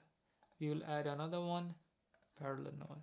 So why I didn't do the serial node? If I did the serial node, then this image would be the input of my next image of the hue versus luminance, which we're gonna do now. I'll explain you what that graph is, but this image would be input of that. And I don't want that. I want the color corrected image to be the input of whatever color grading we're gonna do now. Because until here, our image is color corrected. Our image looks exactly how it was looking when we were filming things. So that's why I want this to be the input. I don't want any sort of color manipulation, which we did here, to be going here. But at the same time, I want mixture of all these nodes to be the output of the final image. Yeah. So we're gonna go to hue versus luminance, label node, hue versus luminance. And here what we would do is that, as I said, luminance was the exposure, the brightness value of a frame. So here in hue versus luminance, if I go here, you see hue versus luminance curve. Here, the luminance can change, hue versus luminance can change the brightness value of particular color. So you see, first what we want to do, we want to enhance the skin. So I want myself to be popping out. So I'll just click here, and you see if I increase that, it's gonna just increase the brightness of this particular color. If I reduce it, it's gonna reduce the brightness. So this is what you should do every time if a human is in the frame. Increase the color, increase the luminance of reds, and that's gonna make them pop out of the background. So if I go before and after, it's a really slight change, but you wouldn't notice if I don't reduce the luminance of the surrounding. So now for me to pop out, I'll just increase this a little bit to see before and after. So you see my forehead. Oh, before and after. So that is the luminance. And now I want to sort of bring the brightness of these greens down. So what I'm gonna do, click here. So it is here. So I would be just doing this graph here and reduce the brightness of the screen. So now you see before and after. So while you reduce the brightness, it also brings a lot of details in the image. So you see this was before and this is after. And mind you, because I'm doing this, you see how much I'm popping out. You see? So I want to go down this a little bit more, just until here. And then I also wanted to reduce the luminance of the blues because they are in the background, but I don't want them to be too dull, just until here, because my main goal is to reduce the luminance of the greens so that the subject pops out. So that looks fine. Also my jacket, I think it's a little bit too bright. So just my jacket. So you see in the yellows family, I'm gonna still keep my face to be brightened up, but I want this jacket color to be dark. So you see, it reduces the color of the yellows. But now I'm thinking my face is a little bit too pink. You see, so now we go back to hues, go back to hue versus hue curve, and maybe reduce this down a little bit. Really minor change, you wouldn't see it, but there is a little bit. So now what can we do? Select these two, and then if we do Command and D, before and after. So this was before, this is after, before and after. You see, but just with two nodes we can do so much. And now we go to hue versus saturation. So hue versus sat. And this is the second curve from here. You can also do this, I would recommend to do hue versus hue, and then hue versus luminance and saturation you can do in whatever pattern you want, because it's from this output, so it doesn't matter what changes you make, it's not gonna affect this. Yeah, so now we are at hue versus saturation, same curve. Here what I want to do, I want the blues to be a little bit low because yeah, they're a bit saturated. So if I go here, you see the color kind of fades in. If I go here, it's too saturated. So I'll just go here.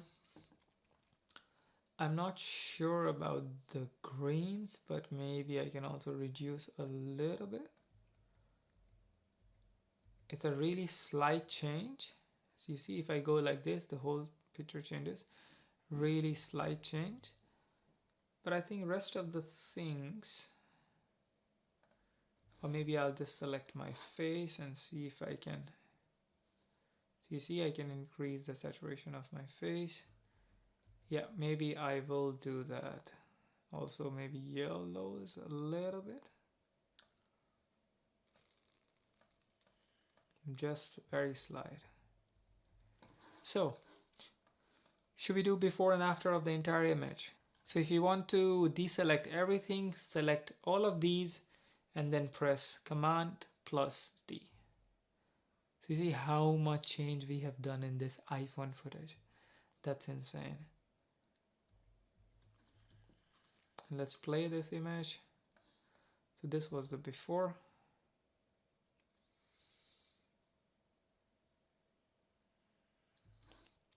And here we did the circle here, right? So the circle was here. If this circle was small, you know, I would say if this was the circle, so then what I would do, I want this circle to also track me. This is just for the sake of example. So then what we would do, we would go here, this is the tracker, and then we would select everything and go play. So now it's the circle would track me and it would be there wherever I want. You can still change the shape of the circle and it's still gonna be, I think you have to track again. So go here, track me, and then now let's go here and then see image full screen.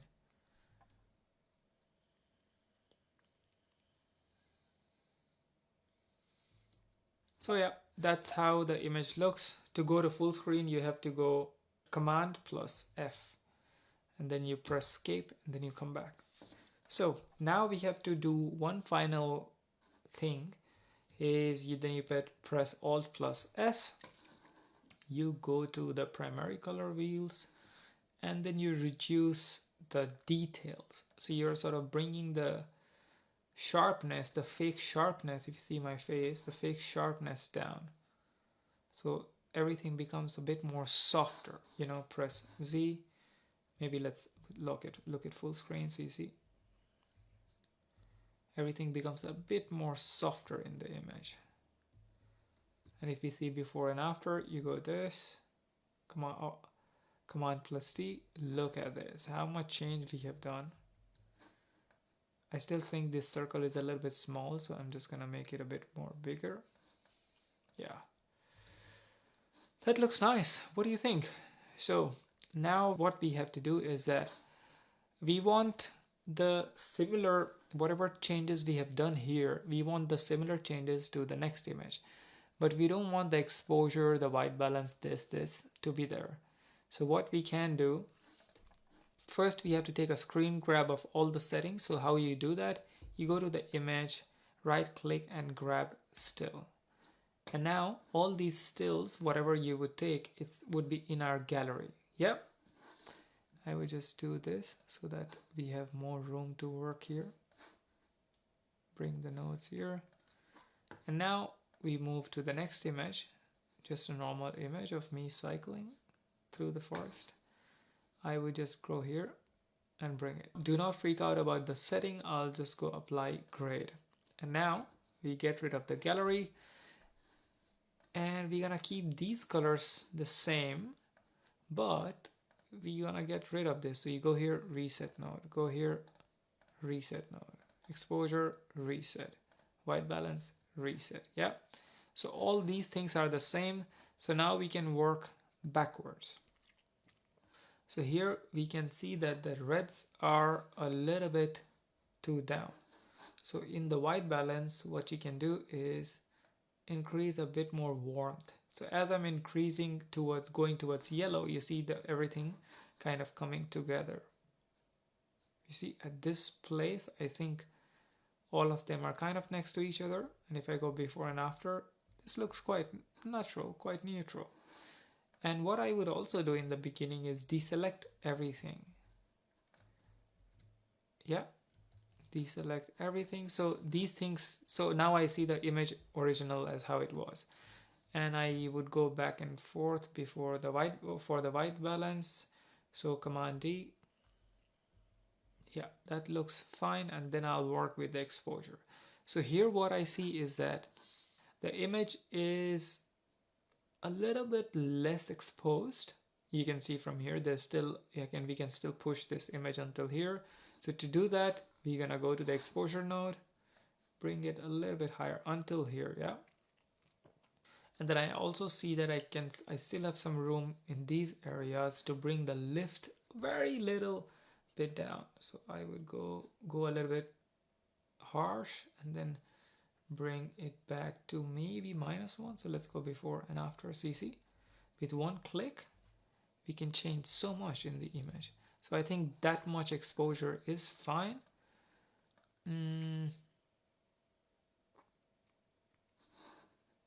Maybe here we can use a square or rectangle.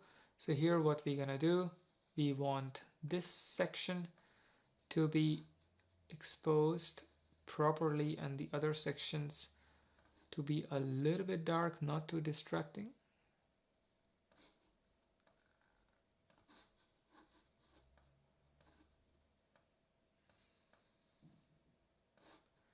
So I would just go like this. We're not gonna do too many changes. So here I'm also sort of bringing the, making it, wait, here you can see. So here I'm sort of bringing it, making it more softer, the edges. You see? So now we're gonna same reverse it, invert the setting. So now the setting would be applied everywhere except in the middle. So let's get off the highlights. I can go to the curves, go to this curve, then sort of pull it down. So you see, I think I pulled it a bit too much. So you see, now you can focus more on the subject. And because the image, we can push the image a little bit more in the middle.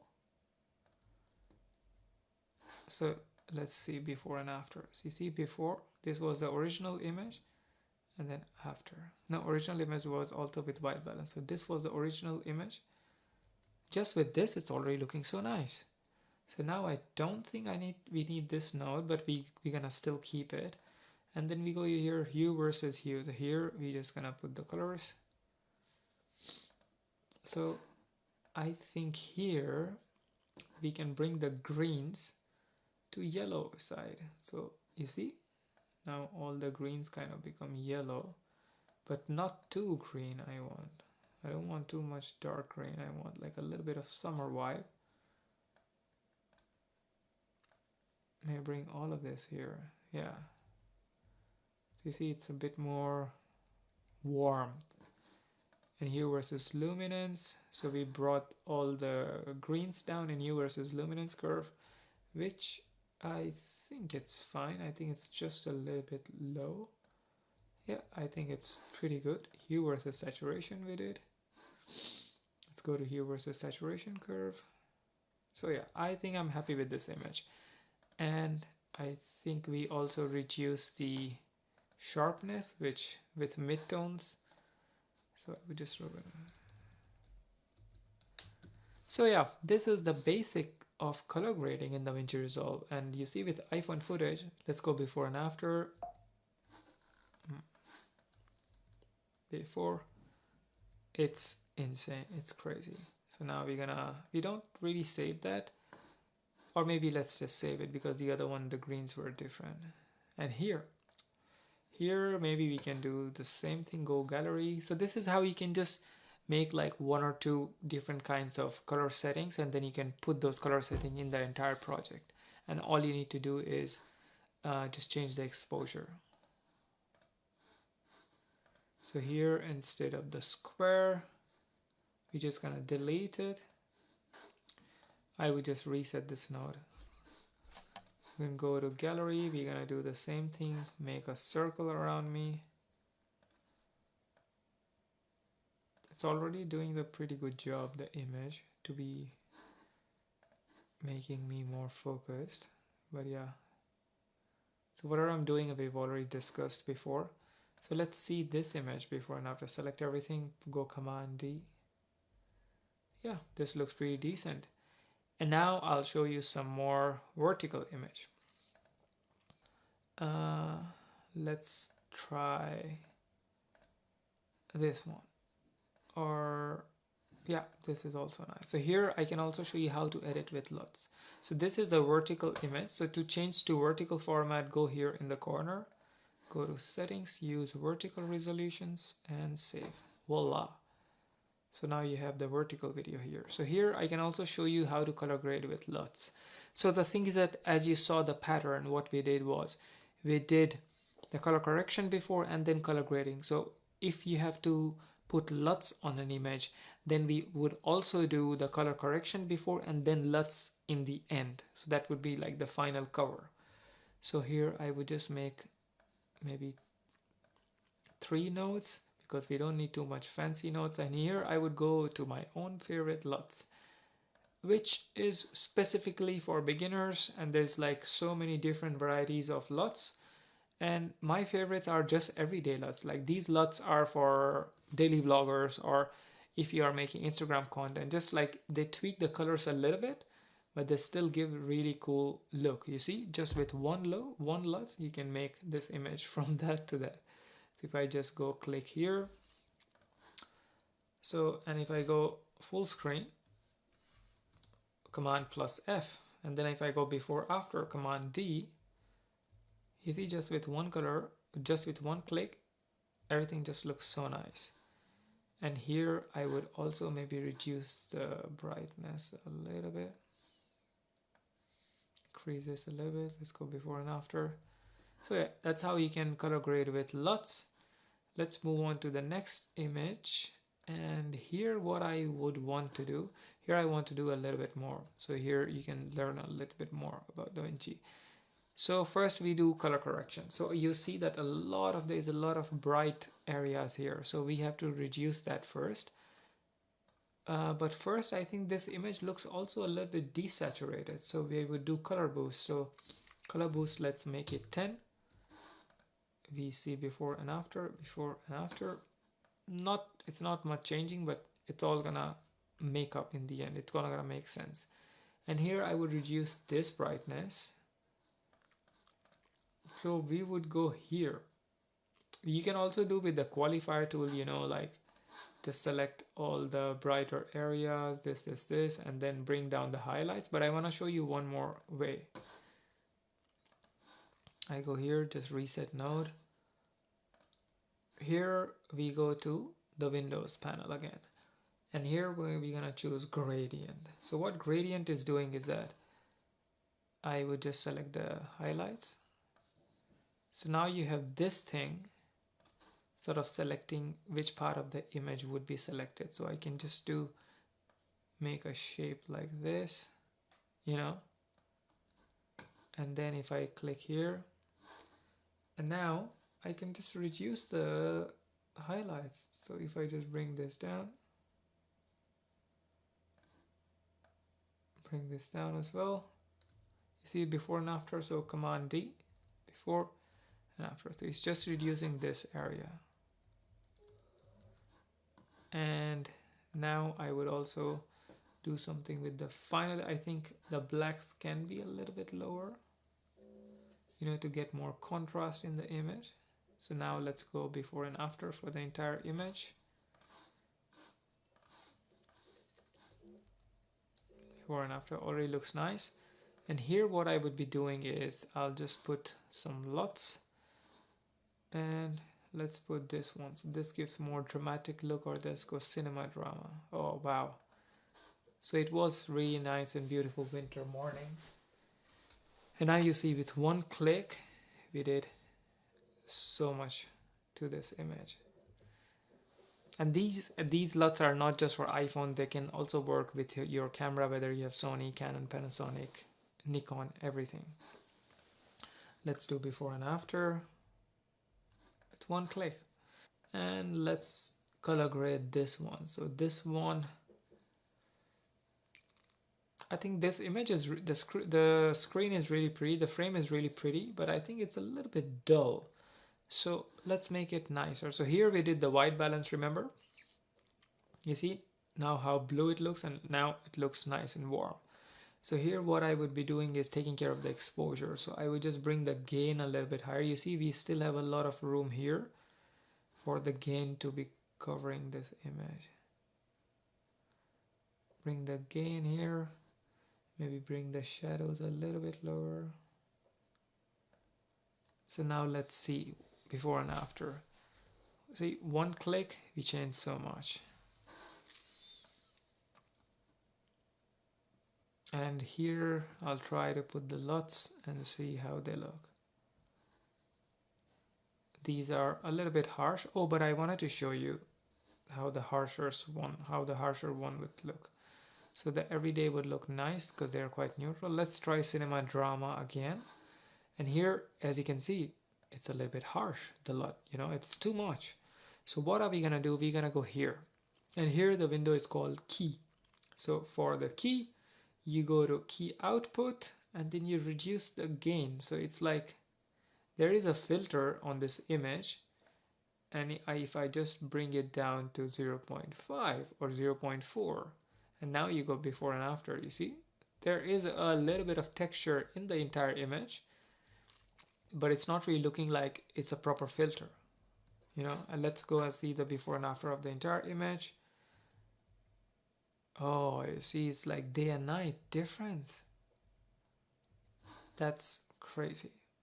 So yeah, that was a little bit of color grading from iPhone for DaVinci Resolve. So what do you think? There is endless possibilities in this software, and this was just a short course about color grading. And if you want to learn more, you can just tell me and I'll make a course about it, because in DaVinci Resolve there is just unlimited opportunities about color grading.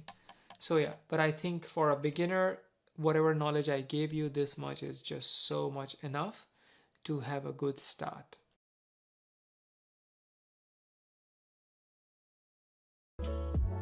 So in this section, I'm going to be teaching you how to use Farlight tab to get the best audio possible. So what I'm going to do, in the edit page, I have this. So I would select this and then go to Farlight, and I'll see that this audio is in audio 1. Yeah.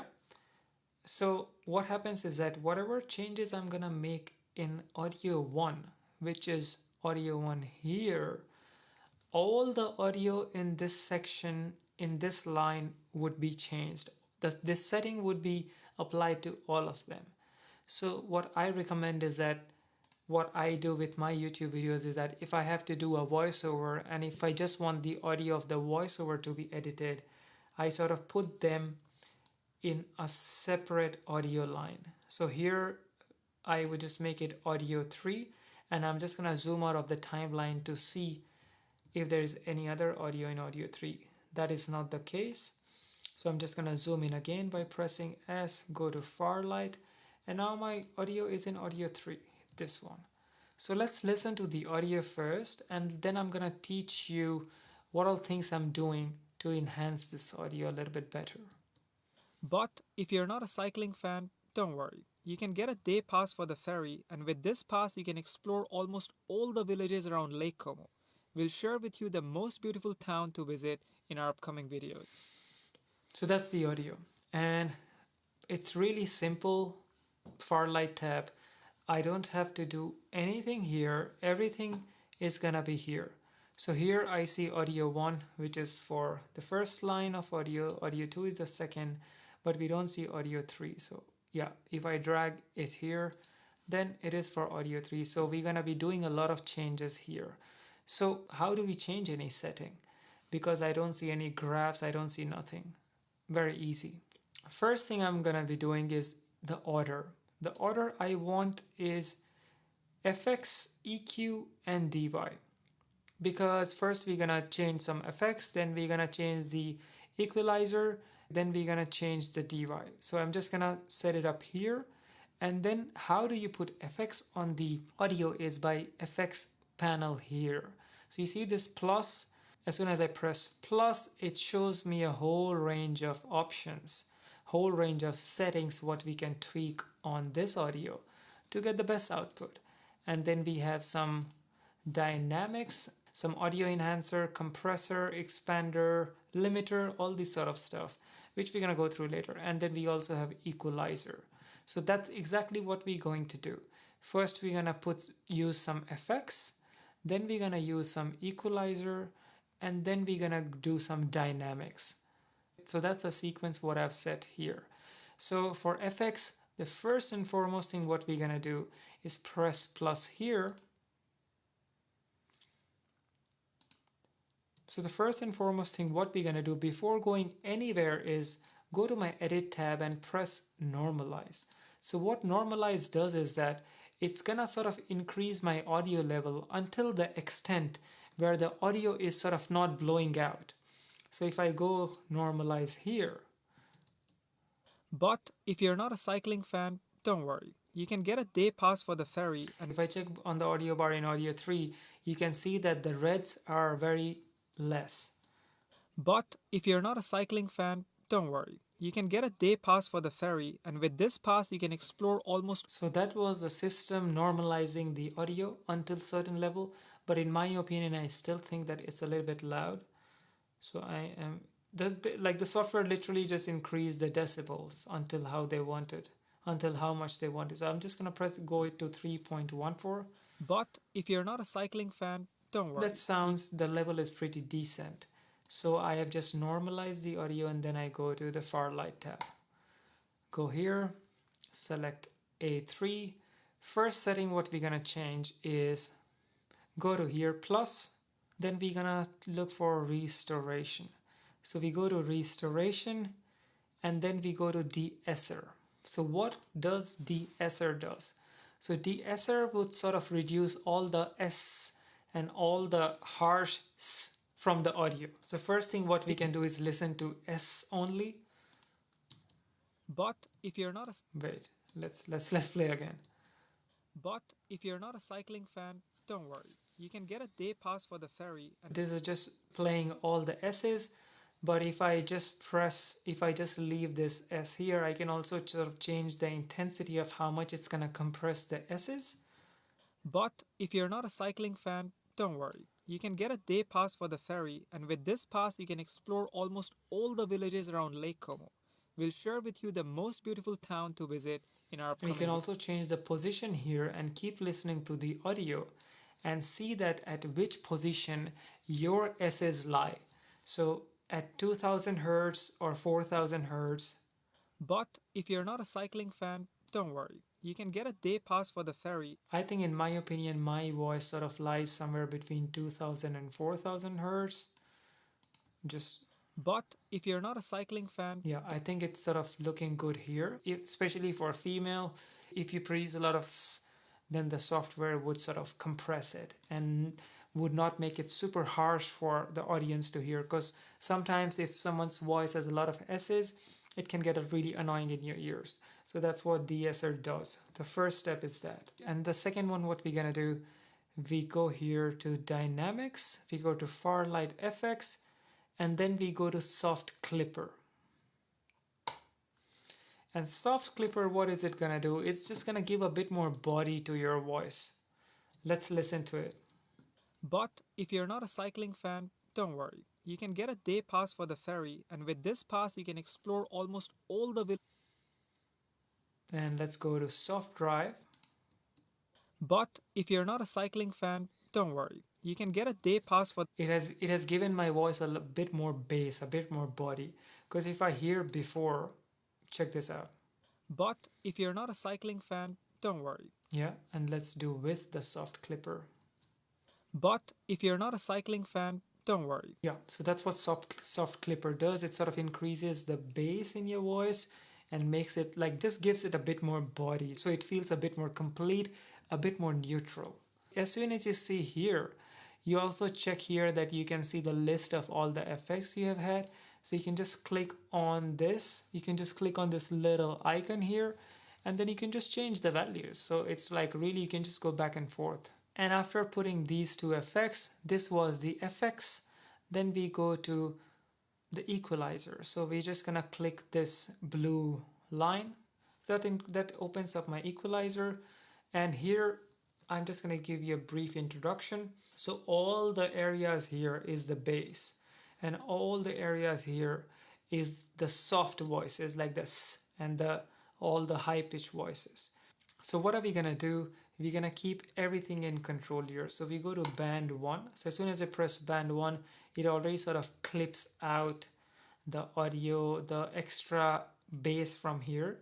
And normally you don't have a lot of bass. You see the frequency? Normally my voice, everything below 80 or everything even below 100, I don't need it because my voice is not gonna go there. But if there's anything in the background which is a bit more lower hertz than that, then it's gonna remove it. So let's listen to. But if you're not a cycling fan, it's not gonna do. Don't worry. You can get a day pass. It's not gonna make any difference. But anything above that, which is not my voice, it can just get rid of that. So that was that. And then the second point here, or maybe I'm just gonna keep it to 98. And maybe the second and the third point here, what are we gonna do here, is that for the second, I would just make it like this. No, I would make it like that. So here, what do? We have to reduce all the harsh sounds here. So how do we listen to harsh sound? You have to keep this all the way up, then you listen to the harsh sound, and wherever you can catch that harsh sound, you pull this down. So let's play the audio here. Hang on. Yeah, this looks a bit better. But if you're not a cycling fan, don't worry. You can get a day pass for the ferry, and with this pass you can explore all. You see, there's a lot of harsh voices here. But if you're not a cycling fan, don't worry. So I'll just reduce this part, and to reduce this part, what do? I would just pull this here, and then the Q factor. You see, if I do the Q factor like this, it's just sort of reducing this point. You see? So let's listen to it again. But if you're not a cycling fan, don't worry. You can get a day pass for the ferry, and with this. At this point, I'm just gonna reduce it down a little bit and listen. But if you're not a cycling fan, don't worry. You can get a day pass for the ferry, and with this, it's giving a bit more clarity to my voice. And the same thing I'm gonna do for the 3. I will just go the Q, increase the Q factor a little bit. But if you're not a cycling fan, don't worry. But if you're not a cycling I fan, think it's the harshest here. So what I'm gonna do, bring this point a little bit low as well. don't worry. But if you're not a cycling fan, don't worry. It's a really minute change, but if you are listening on a big speaker or if you're listening on a big home theater, then you're sure that your audio is not gonna blow out. And then here also, what am I gonna do? Just increase this a little bit and see how it sounds. But if you're not a cycling Just like that. fan, don't worry. You can get a day pass for the ferry, and with I can feel that it's giving a bit more clarity to my voice, but it's not that noticeable. But if you're paying attention, then you can say that, yeah, there is a bit of difference. So yeah, this is kind of the basic structure I keep my equalizer to. And I think you should too as well, because all of our voices are lying somewhere between these regions. And if you take care of these points, your audio would sound a bit more crisp. So that was it for equalizer. Now we're gonna go to dynamics. So dynamics is this one here. What do we do? All the way in the front, turn on compressor and see what happens. but if you're not a cycling fan, don't worry. You can get a day pass for And we can also do the expander. Just turn on the expander or maybe turn on the gate. And now it's gonna take care of all the other noises which we don't want. But if you're not a cycling fan, don't worry. Also change the value of these things, of the compressor with the threshold and the threshold here. But I sort of leave it in this structure because in my opinion it just sounds very neutral and I don't want to experiment too much. Then my audio is gonna sound sort of more edited. And here now my audio sounds pretty crisp. It sounds like it's recorded almost in a studio. But if you're not a cycling fan, don't worry. You can get a day pass for the ferry, and with this pass you can explore almost all the villages around Lake Como.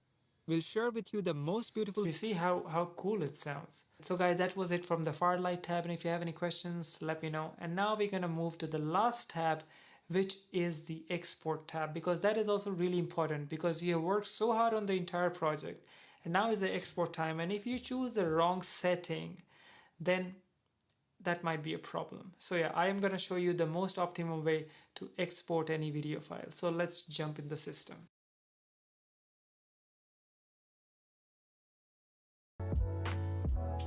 So now we have to export the file. So what are we going to do? Say for example, if we want to export the first sequence that we had before, just from here to here. So what are we going to do? Press I here and O here. So this is the in and out point for the video files which we want to export. So once we have selected in and out points, we go here to deliver. And you see there's a lot of options here. S264 custom exports, S264 hyperdeck. These are all things which you really don't need. ProRes, no. YouTube, Vimeo, like YouTube and Vimeo, they have their own settings.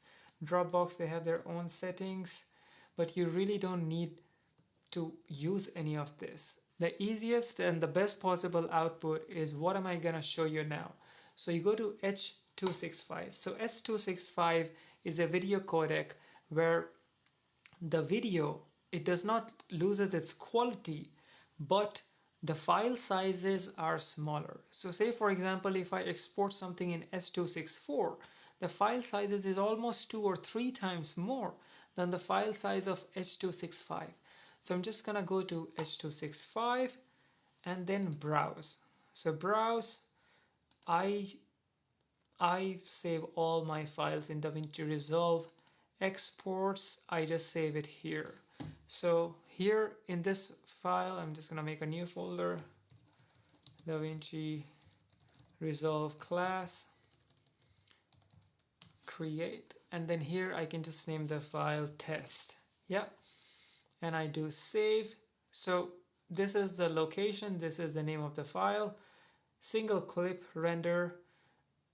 I don't change anything. Export video, it's really up to you. I do it for QuickTime, but if I have to use the video for Instagram or so, then I use it for MP4, because sometimes I don't know, if I export in QuickTime, I don't hear the audio if the video is for Instagram, but usually I use QuickTime here. Codec I do is H.265 here, and then I just keep this as it is. Resolution, what I do, so you might remember all these videos, they were in high definition, they were not in 4K, but I still export in 4K. Why? Because as soon as you upload it on YouTube or any other social media platform, the software is already going to compress it. The platform is already going to compress your videos. So why not give the best quality as possible, so that even if it compresses, you're not losing too much quality. So yeah, that's why I film all my videos in high definition, but I upload all of them in 4K, Ultra HD. Frame rates is 25, what we had before, and quality. So here what I do, I have a rule of thumb that I restrict the quality to 50,000 if I'm filming at 25 frames per second. If my project was at 50 frames per second, I would restrict the quality to 100,000. So I would just go 50,000. Is it 50? Yeah, it is 50,000. And then I don't change anything here. I don't change anything in advanced setting. I just leave everything, color space tag same as project, gamma tag same as project, because we chose all the right settings in the beginning of this project. Remember the Rec 709A and all that sort of stuff, so we chose the right setting there. That's why we don't have to do anything here. And then here, then just add to render queue. This is added, and then you can just do render. And if you want to export multiple projects, say for example, if I also want to export this file, I can also just press in and out here. So say for example, if this was a complete separate video project and you also want to export them together, like render them together, then you just do test 1. So this would be exported as test, and this would be exported as test 1. I would leave the setting the same, add to render queue, add. And then if I want both of them to render together, I just press Command or Alt, select both of them, and then render all, and they're gonna render simultaneously.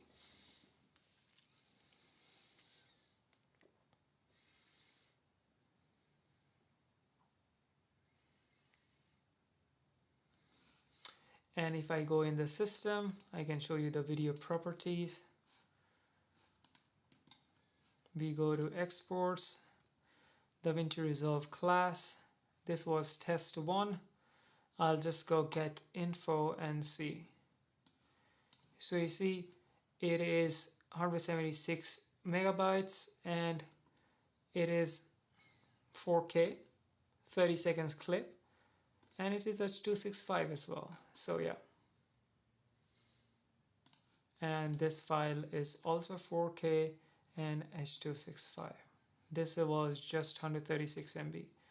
So yeah, that was it from render settings. You really do not have to use any of this. Just go to H.265 master and export in 4K, not in high definition. If you have to export on Instagram or TikTok, then in high definition. But other than that, YouTube, Vimeo, and all the other platforms export in 4K, trust me.